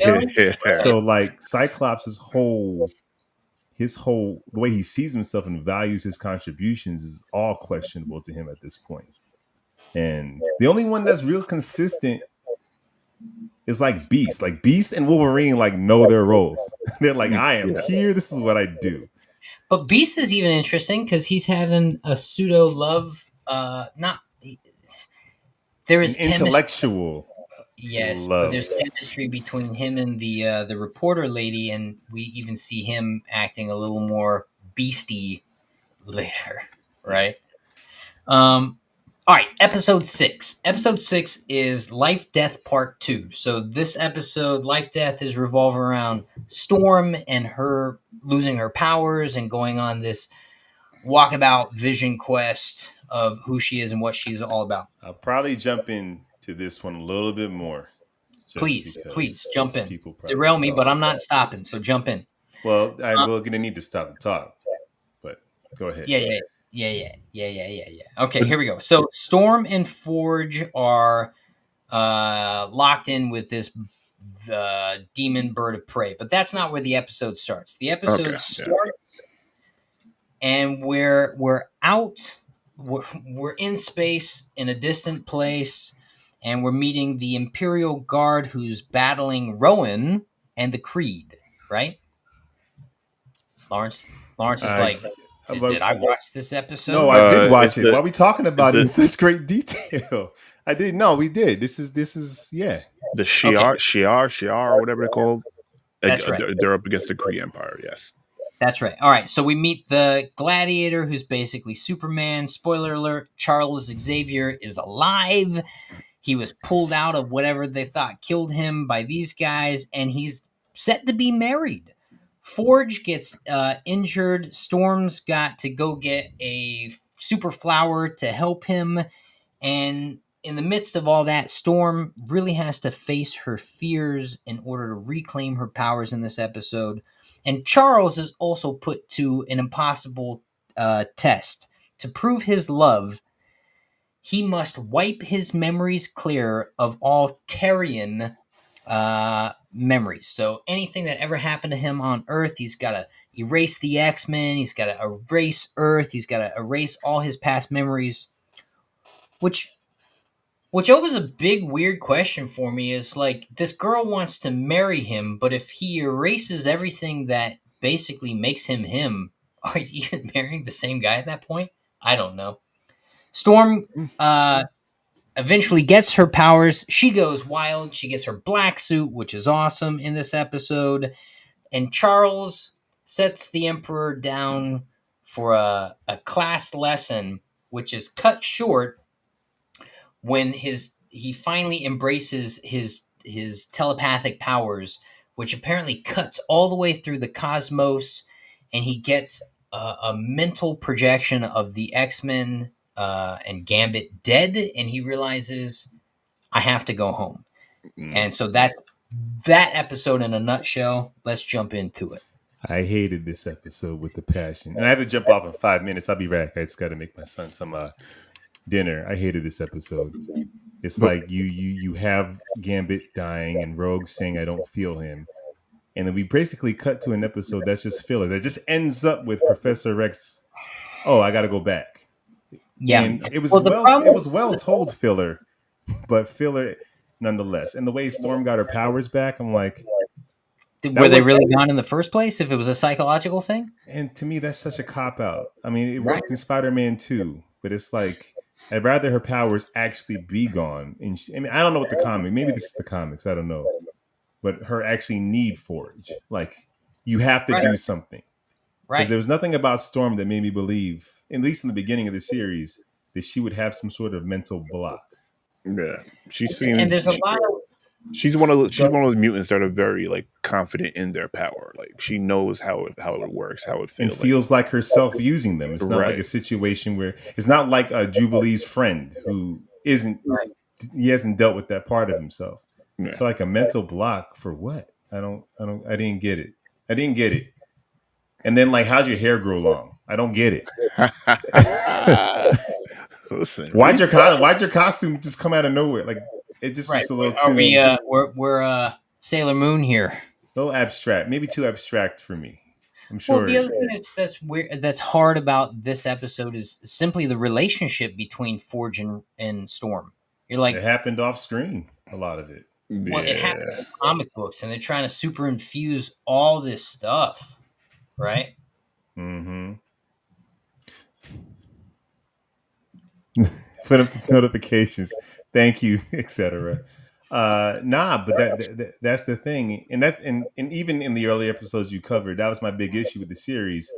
That whole Madeline storyline should not have, like, they wrapped it up in 20 minutes. Well, but even the thing with the life-death storyline for Storm is it's part 1, part 2, but it's separated by all this other stuff, and so you're losing. I mean, the next episode, when we get to episode 7, Bright Eyes, we're right back to where this episode 5 left, and we're following Rogue after the aftermath of Gambit, and you're like, well, this is the story we need to be following. And if I watched Storm's stories back to back, it would have felt even faster. Like, wow, you got over that quick. Right. It's almost the Jon Snow effect. Yeah, because it was such a big deal about her losing her powers and deciding to leave. And you get her on the bus, and where is she going? We don't know. And I guess in our minds, we're like, "Oh, is this when she goes to Africa? Maybe she meets the child." Like we're writing the series now. That's what I thought was going to happen, and none of it happens. Yeah, no. She meets a stranger. She meets a stranger who they end up having like a ton of backstory with. In the comics, they do have a ton of backstory. And what's weird about this is they super infuse it without growing. And I would have loved it because I love Forge. I had the toy as a kid, but yeah, my sister hates Forge. I like Forge, but it felt like I can make anything ever, and I'm not going to make a thing that can cure you. You're going to do that with your mind. Like, you gotta believe in yourself, and you can fly. Talk amongst yourselves. I'll be right back. Wait, stew on this one while you go cook the dinner. He's gone. All right, so let's. Do you want to say anything else about this episode? No, I mean, he said like it didn't make sense how she got her powers back. Is like, what are we doing here? Like, she really, like, it was like a mental block. Like, it just doesn't make sense. And she was hit with their race. there was some type of cause for her powers to go away. You can't tell me that Right. all that did was just put a mental block on her to erase her powers or Right. to suppress her powers. Or is it temporary suppression? Right. Right. It's Like almost like if it wore was off eventually. if it was temporary and it was wearing off, then it really wasn't a mental block. It was just the effects of the blast, the ray going away, and then she should have felt that power coming back. You shouldn't have had this whole thing with the what was it? It was like a grief demon or whatever the hell it was. Right, a fear demon. Feared, yeah. And that's why she literally had to face her fear in order to get her powers back. Yeah, I'll admit this episode landed short, but it also particularly landed short because of the placement of this episode. It just came off of this incredible episode 5. Right. And I like the Storm storyline. So don't get me wrong. I actually really like the Storm storyline. I just wish it had room to breathe.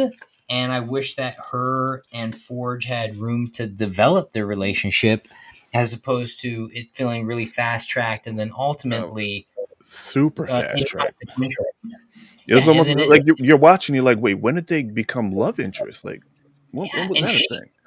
she goes from not loving the guy to loving the guy Right. in the next episode. So it's like, okay, I guess that happened. Yeah. All right, so let's jump to episode 7. Episode 7 is titled Bright Eyes, and it's a pretty good one. This one really focuses a lot around Rogue and her quest for Henry Gyrick because she's trying to get to Oliver Trask. Mm-hmm.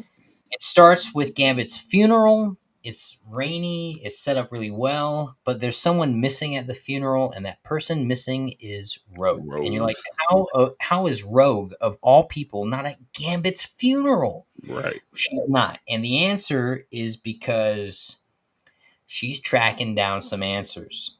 Rogue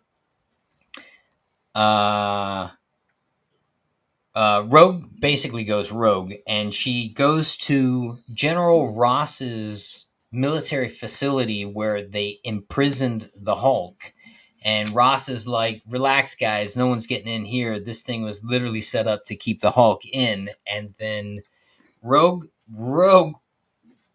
just decimates everything, goes Everything. crashing through the top of it. And she's like, my daddy used to say that breaking into prison's a whole lot easier than breaking out. And she basically puts the death grip on Ross and says, where's Trask? He doesn't know where Trask is. Where's Gyrick? But he does know where Gyrick is. And so she gets that information and she takes off towards Gyrick. Meanwhile, we got Cyclops, who's trying to work out human relations with mutant relations, and that is failing because the world governments don't want to get involved with the Genova island situation, even though there's just mass casualties on a global event. Mm. And what's sad about that is, not to get too political, but it's kind of like we are seeing similar things play out where government entities are real hesitant to get involved for different political reasons. Yeah. Just despite the amount of casualties that we're all witnessing happening in real time, and that's kind of what is going on in this episode. There are real time casualties on a tremendous scale, in governments around the world are kind of like politically don't want to get involved. So Scott, who's fed up with this, leads his team of X-Men to Genosha to help in rescue efforts. Meanwhile, Rogue goes to where Gyrick is supposed to be, bust into another place only to meet Captain America. Yeah, and Go ahead. they get into a little back and forth fight, and it's pretty. Then they also have a dialogue. But I love the end where she takes his shield and just tosses that thing like, get out of here. Tosses the shield, and you instantly you're like, yo, Captain America would not handle himself very well in an altercation against Rogue. No, I mean, she's so overpowered, man. Yeah. I mean, how I mean, obviously for the reasons for the show, they handle it well, but nah, her powers would definitely would have decimated them. But what's so great about this moment is she basically calls him an over glorified police officer Mm. out of his jurisdiction, which is mad disrespectful. But we introduce Captain America into the X-Men. Yeah. And so what's so great about this is we're like, oh yeah, it's not just Fox owns X-Men. It's Disney owns X-Men and Disney owns Marvel, and Disney is putting together these players on the cartoon level, which means it's just a matter of time before we see all these players on the Marvel level, right? Oh yeah. I mean, hopefully, we'll see. Well, that's always kind of been their plan, and they just had to power up. So, Lawrence, what we're talking about is Captain America's cameo in this Ooh, episode, yeah. and how that kind of changes the course, not just for the cartoons, but this is planting the seeds for what we're probably about to see really trying to play out in live action versions now. So wait, are you saying that this is an MCU proper or Of not? course, no, it says, of course it is though. But look, it It's a used to be. multiverse. That's right, but Fox had X-Men. Oh no, yeah, I know it's MCU as far as who owns it, but I mean like in the world. What That's I'm not our saying is Captain America. this cameo is not casual. When I saw the Watcher, I'm like, ooh, we're tying in the multiverse. Yeah. And now we're getting Captain America interacting with the X-Men. In the whatever movie that was that we saw a little while ago, there was a Beast cameo That in the is Marvel true. stuff. So Yeah. now we're seeing a commitment to we are determined, Marvel, Disney, Marvel, whoever is determined to get their globe in accordance. And these characters are always supposed to be existing in the same world. Play advocate. Only to play advocate. Yeah. The guy who show ran this obviously is a big X-Men 94, 5, 6 fan. Yeah. And I believe Captain America did show up in the previous animated series as well. That's all right. But So now we also have the benefit of your modern audience has a different relationship with Captain America. So mhm. seeing him in this content, there's nothing casual about it. Right? The Easter egg of seeing the Watcher in the sky is not casual. That's intentional placement. No, yeah, and I see what you're saying. I guess Also, consider Captain America in this episode he actually serves no purpose. You know? no, but if it's a little throwback to the fans of the old series, because you had Yeah. Captain America teaming up with Wolverine in the old series because they have a whole history together. So for those that watch the old series, they might, But I see what you're saying. But it's kind of weird because Captain America, as far as like Chris Evans' version, is off the table.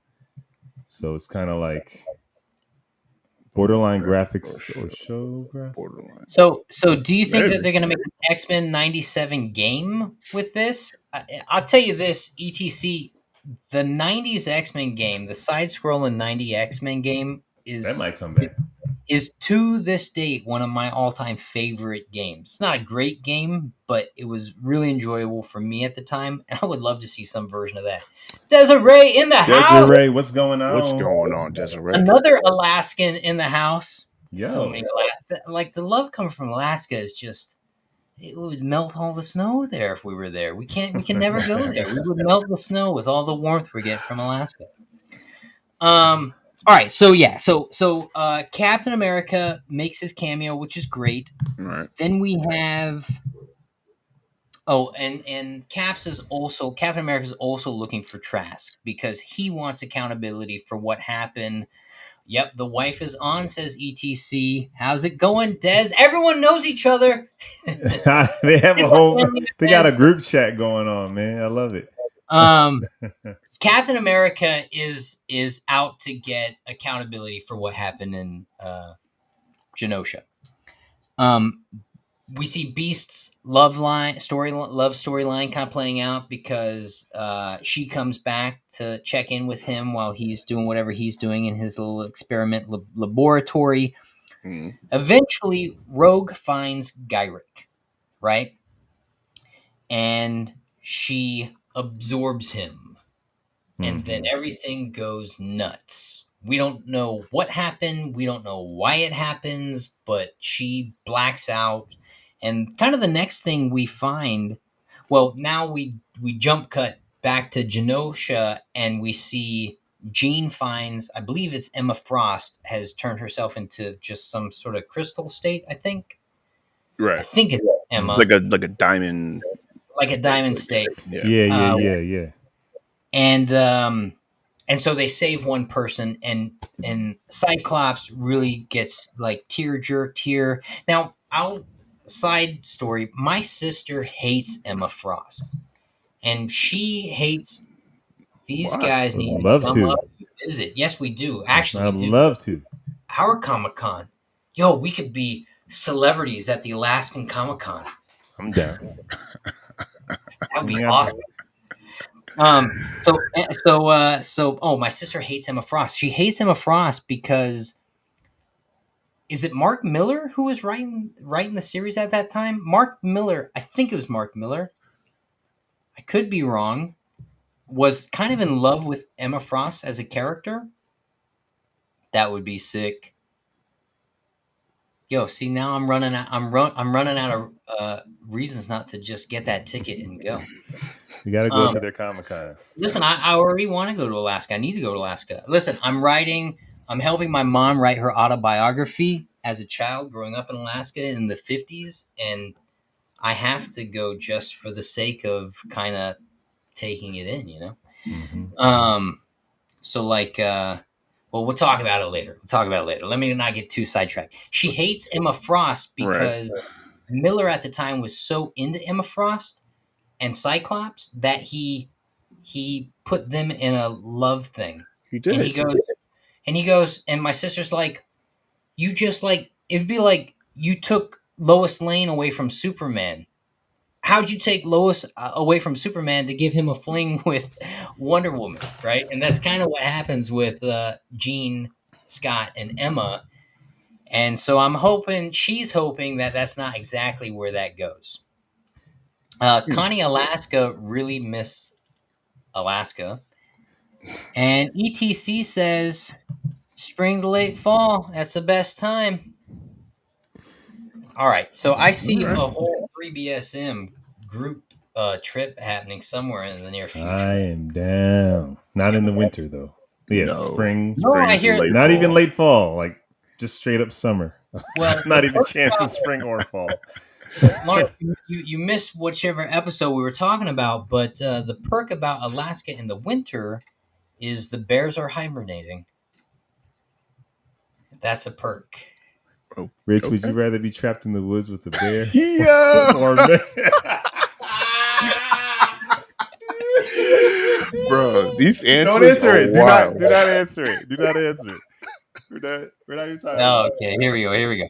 All right. So anyway, they find Emma, and Scott gets all teary-eyed, and then the X-Men get this random distress call from Trask, of all people. Trask, the Sentinel bad guy. Trask calls the X-Men up and says, "Hey, listen, you guys got to come here. Also, the vending machine always has Diet Coke or something like that." Yeah. And they're like, "What? It's got to be a trap. Why would Trask be bringing us here? It's got to be a trap." And so then we cut to, and Jubilee's off with Sunspot or Sunflare or the sun guy. Sunspot. Put some respect on his name. I like him in the Sunspot. comics. I don't know I why. like the beer and music. Fishing, I don't know what I'm doing, etc. But go back. All right. There's something you said about Captain America and Rogue. What's interesting also about that is you're seeing like straight up, not just mutant distrust towards humans, but even on like a superhero level, there's a Right. distrust. So I don't know if this can plant the seeds for an Avengers versus X-Men type of deal. But like, I mean, in the I read a comic page where you have Cyclops and Cat kind of have a similar conversation of like, my allegiance is to my people, That's Mm-hmm. what Cyclops says. And Cap, with much delusion, is like, well, my allegiance is to everyone. But it's not. Can't be. Nah, X- he's yeah, because here you have kind of like a rogue faction, which would be the X-Men, and versus a government institution, which would be Avengers. But that's what's so interesting, because in the Marvel comic universe, there are more mutant superpowered beings than any other kind of superpowered beings on Earth. Mm, That's why mutants are such a threat, because they're the fastest growing population of superpowered people. So in reality, they do have the numbers right. to take over. So So it's interesting. But if you guys, then you have that issue where you got people with powers that really don't want to use their powers. They kind of just want to live like normal lives. Right. So Right. even though they have the numbers, not everyone wants to be a part of it.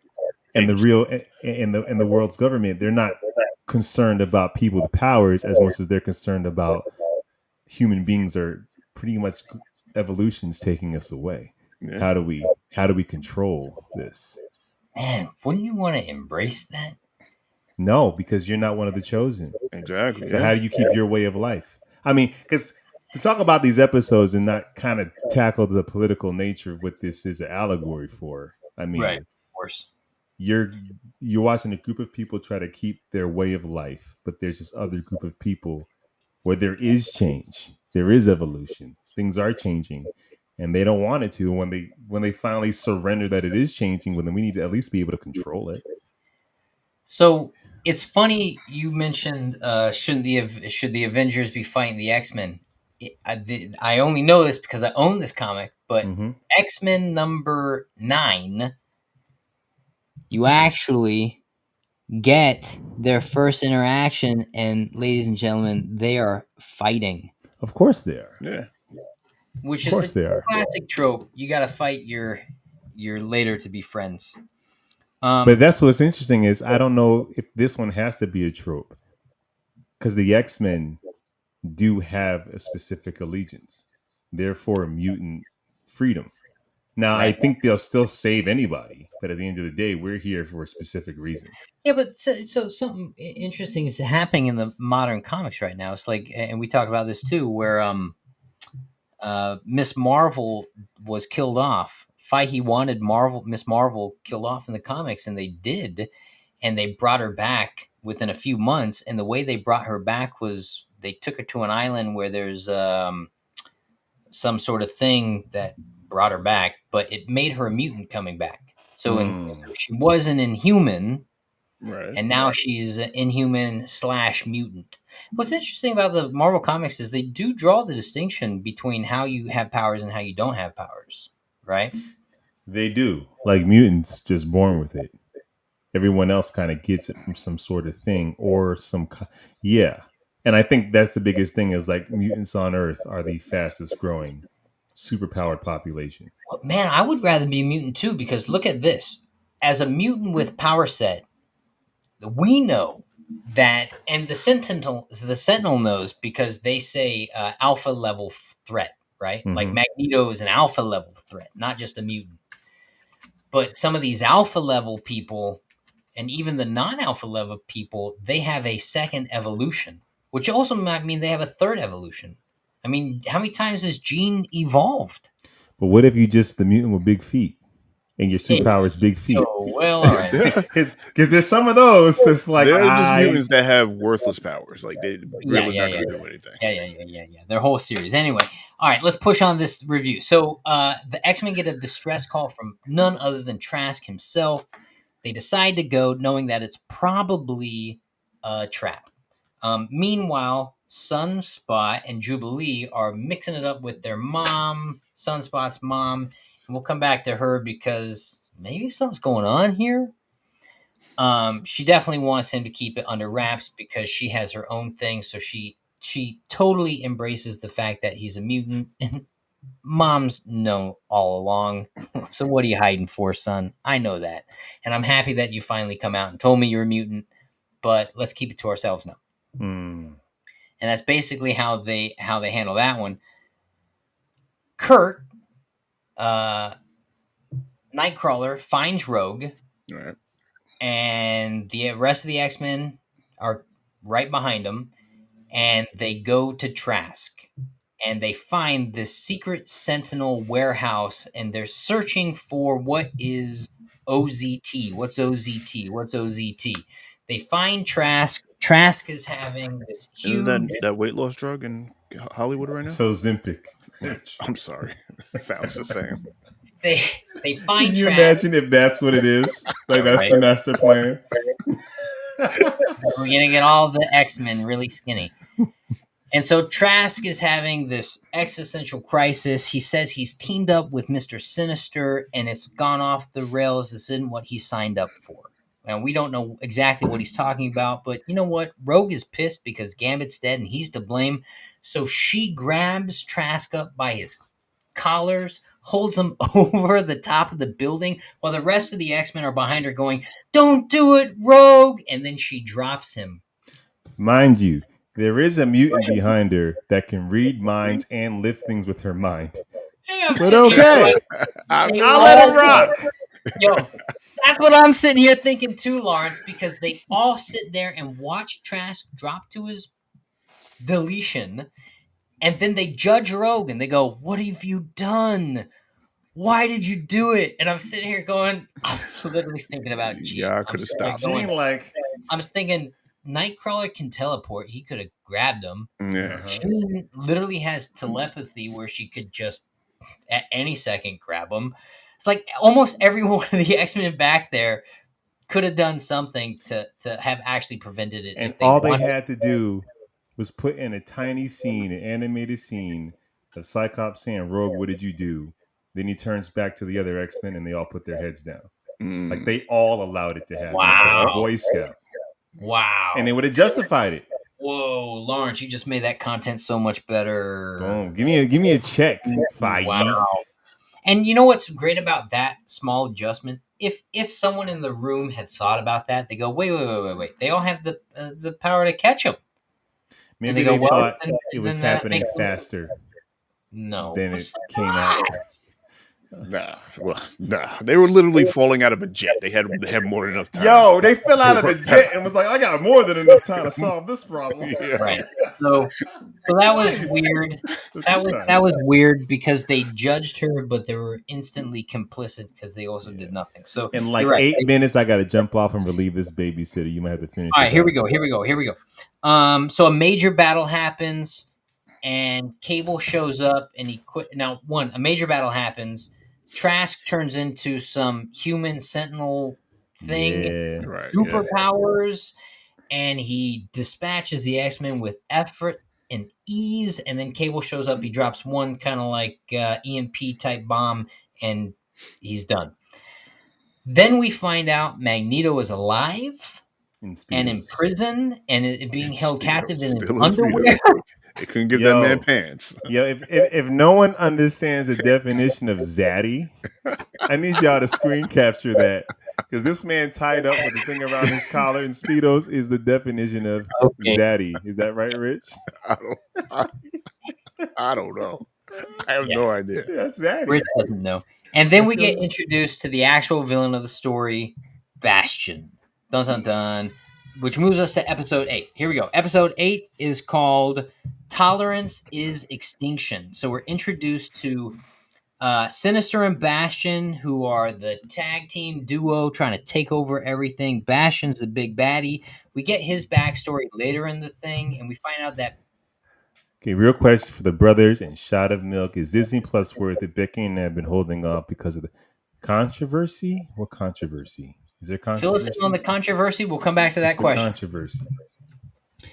Okay, so the way the last episode ended, Cable's in town. So Cable's in town, and so he teams up with the X-Men. He basically explains what's going on.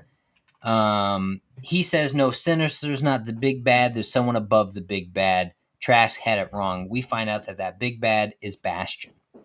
And Cable knows him. Or knows of him at least. So Cable teams up with his stepma, I'll say stepma, surrogate ma, and his dad, the family dynamic. We find out in this episode, that Genosha is a fixed event in time, that Cable's tried to go back there several times to stop it. Jean Right. realizes that Cable was there, and that's why Madeline Pryor went away with peace in her heart, because she was sitting here looking at her son. The X-Men discover in this episode that Charles Xavier, what? He's alive? And he's getting married? Well, they find that out. And the X-Men are turned the scapegoats for what happens with Trask and the other people, like Gyrick. Rogue, she's basically out cold. She got a haymaker that knocked her into Tuesday from the Sentinel Trask. And Jean is battling with her memory disorder, I'll say, in this episode, because she has memories of being a mother and a mom and being pregnant, even though she was literally in a prison the entire time. And Tilby comes back to pay Veast a visit in this episode. The other thing that happens is the teams move into action, right? Scott, Jean, and Cable go to get Bastion, and they end up going to his childhood home. They don't know this at the time. That's where they go, and they end up meeting his mom. I think it's worth it if you like old Disney stuff and Star Wars and Marvel. Are there duds? Of course, but we've also never had this much content all at once ever. So the fact that you can pick and choose, I would say that there's definitely at least 50% good and 50% bad. So if you're into Star Wars, Marvel, or Disney animated, it's definitely worth it. Well, listen, etc. The other thing that's good is one person can have an account, and you can put a bunch of family members on your account. And so you could split that bill up a little bit between whoever's streaming off of it. I think you're allowed a certain amount of geographical locations that you can have your account plugged into, and so it's pretty affordable if you guys divide it that way. And there really is a lot of content on there. And like Lawrence said, if you like Star Wars, everything Star Wars is coming out there. Mm-hmm. And if for no other reason, you get the X-Men 97. Is X-Men 97 on Hulu, Desiree? Because we know that Chris does not like Hulu. No, well, it comes in a package deal. You can do Hulu with Disney Plus and Disney Plus and Hulu combined. Oh, so you get certain crossovers. Yeah. Okay. Yeah, it's worth it. We get Bastion's origin story in this episode. And we find out that basically what happened is Master Mold, the Sentinel, somehow impregnates a woman with his genetic DNA, and they have a baby Sentinel human thing, and Yeah. that is Bastion. And Bastion's bad. And Bastion has decided to turn humans into Sentinels, which we saw play out with Trask, right? Right. Mm-hmm. And Amazon. Amazon's great, but now you got to watch ads. Come on, Amazon, what's up with that? And so, long story short, in this episode, we see the humans eventually, starting with Bastion's mom, they turn into super Sentinel things, and they are just decimating the globe, right? Yeah, because you see in Bastion's lab that he's taking not unsuspecting. He's taking humans and kind of mold genetically engineering them, but he's not telling them the fact that he's turning them into their puppets. Yeah, they forget Right. about the experiment. Right. Rich had said it's kind of like Invasion of the Body Snatchers here, Yeah. and it really kind of felt like that after a while, because it's not like 10 people have this; it's like thousands. Yeah. Thousands. I got one more minute before I gotta go, so I want to just say this review. I think emotionally it's wonderful. The plot holes are huge for me because it's moving so fast. You went out of your way to make the X-Men look like they're a menace, and then in 2 seconds you unleash a bunch of Sentinels that show us they're not a menace. It's almost like I feel like you should have, like, if you're gonna, like, blackmail them, or not blackmail, but like frame them for being horrible, you should let that ride before we're going to see the X-Men take to the streets and try to save people. It didn't really make. I didn't see what the master plan was in that. It felt like they were racing to get to the end, to get to Magneto. To now, the real big thing's going to happen. But I felt like What was the point? Well, but by the time you get to the end of the episode, we'll just jump straight to it. Basically, Magneto wipes all of them out. He's let loose, and then he does like a magnetic field that Yeah, takes all of he EMPs it all. Yeah. And it was clear that we raced through plot points just to get to the end of him taking them all out. When in But reality, really, you just let the X-Men suffer as the world turns against them. well, what they wanted to do, what here's what made no sense at the end. He takes all of them out, and then they get on the news and they say I'll try, Magneto. etc. I can't guarantee Chris, but I'll see what I can do. Can we please get 3 brothers and a shot of milk? So, all right. So, long story short, what happens is Magneto wipes out all the Sentinels, and then this was really weird to me. I think it was Scott or Wolverine or someone just said, "Yeah, well, he just declared war on the world," and you're like, "Wait, what?" I mean, he did. He EMP'd the whole world, which set everyone back to pretty much the Stone Age. No one has power. But those Sentinel people were not just hurting X-Men, not just hurting mutants. There was collateral damage. We keep talking about collateral damage. Mm. And so what we saw as an audience member was a huge amount of destruction, decay, just like death and horrific actions happening, and Magneto stops it all instantly. And so I thought it was odd that they assumed Magneto's actions, which literally saved everyone who was in, Well, with that being said, no one knows about the Sentinel plan. So, from a regular person like in the mall with Jubilee and Sunspot, all you see is superpowered people fighting other superpowered people. So you could just think that those Sentinel people were mutants. I guess that's true. Yeah, So maybe the story wasn't made clear with the general public. So all you just see is superpowered people fighting superpowered people, and next thing you know, we have no power. Well, and then the last thing that happens is Charles' ship crash lands back on Earth. Right. And he uses his power and he says, "To me, my X-Men." And I felt like the whole thing's just setting up where I hope what the whole thing's not setting up is Magneto and the X-Men are going to go fight again now. And like, there's still this bigger threat, right? Or was that threat completely neutralized just now? And now are we just going back to Magneto's a villain? Nah, I doubt that would happen. Yeah, I mean, who knows? Who knows? But they still have what's his name? Not Trask. Bastion. Yeah, they still got him out there. He's still a threat. Bastion and Mr. Sinister. And Sinister are still out there, but all of Bastion's robots are toast. But for now, here's what's odd about that: those Sentinel robots were humans, right? So now they're just dead. Yeah, that's another thing. Who knows? We don't know. We don't know yet. We'll see. Hopefully they'll clear the air up in next episode because we only got 2 episodes left. Two episodes left. We'll see what happens. Like Lawrence says, there's some plot holes here. Man. There's some plot holes. It's moving really quickly.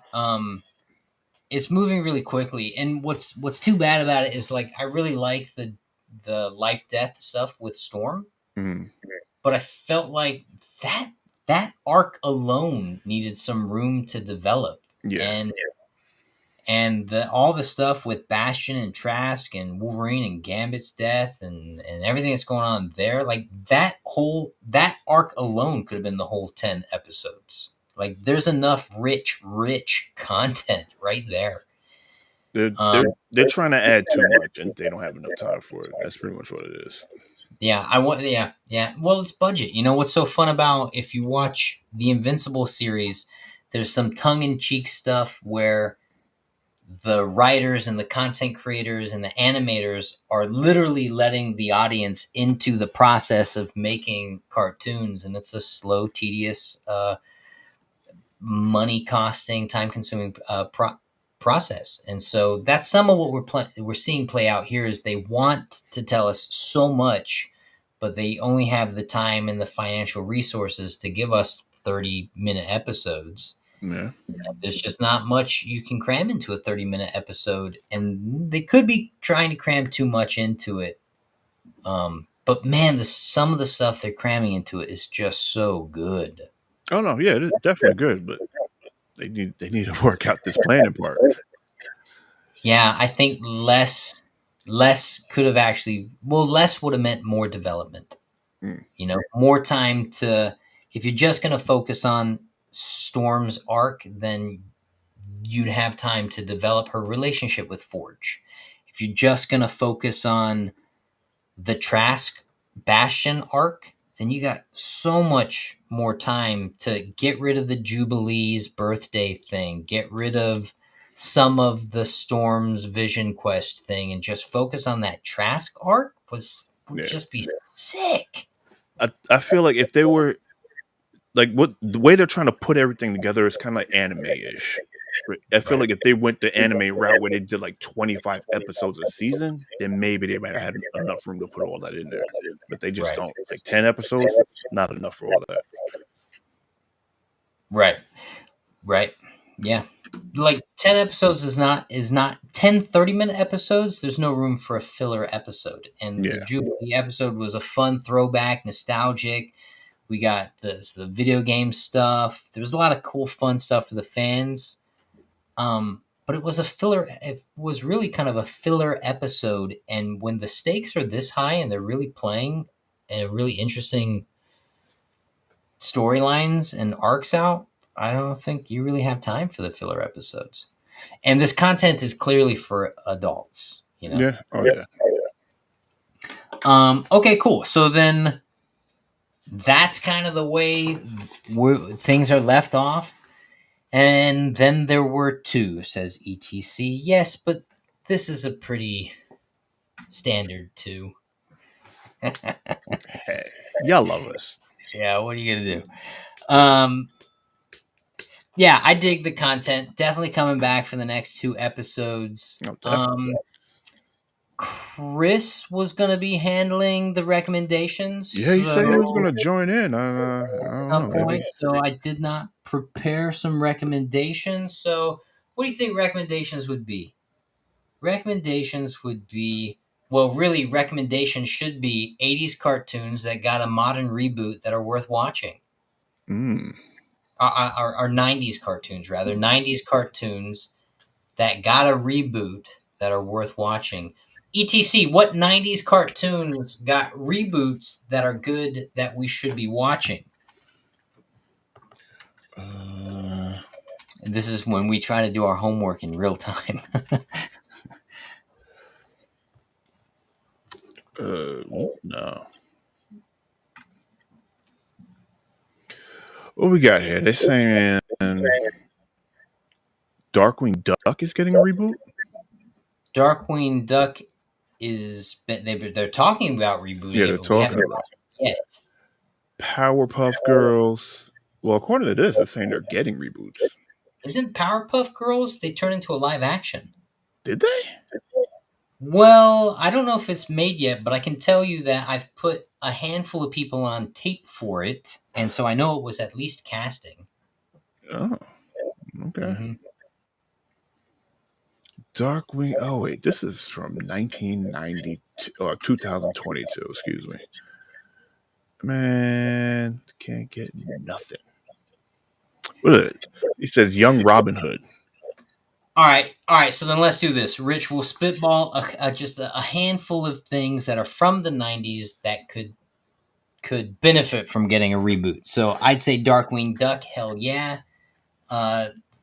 Gargoyles could get a modern update. That'd probably get a definitely base, right? Yeah. You could do a little Freakazoid. I actually enjoyed Freakazoid. You know what I wouldn't mind seeing, if I'm being really honest, is the same treatment with the Batman the Animated Series. Batman the Animated Series was great in the 90s, and if it got the same X-Men treatment where they're just kind of picking the storyline up and continuing, I think that could be... Weren't they doing that? Aren't they doing that? I thought they did some of that, but no, it's not. I don't think it's happening right now, is it? I'll look that up later. What else? They already did Futurama. Futurama already got picked back up. The Batman Tick. Begins. Well, the Tick Yeah, was turned into live action. yeah, but I'll still like to see the animated stuff. Yeah, the Batman Beyond, definitely. Like, I feel like Batman Beyond, it was good, but it had its moments. I was just like, nah. Aw, my sister's calling me. Hey, look, it's a picture of her as a kid. That's Ah, what I see every time she calls me. A cute little smiling kid face. What happened, sis? I'll have to call you after the show. And how are you calling me? Don't you know I'm on the show? I guess she's not watching it today. oh no. Oh no. And All right, well, Captain Planet, get some Captain Planet reboot in there. yeah, but only if it's the Don Cheadle version. All right, and the show's gone full circle. Wonderful. That's our show, ladies and gentlemen. Like, subscribe, comment. Thanks for checking us out. All you diehards that keep coming back week after week and join us for our live shows, thank you so much. It really makes it. It really makes the show for us. That's why we keep coming back. Yes. So appreciate that, and we'll see you next week. Same bad Same time. bad time. Same bad channel.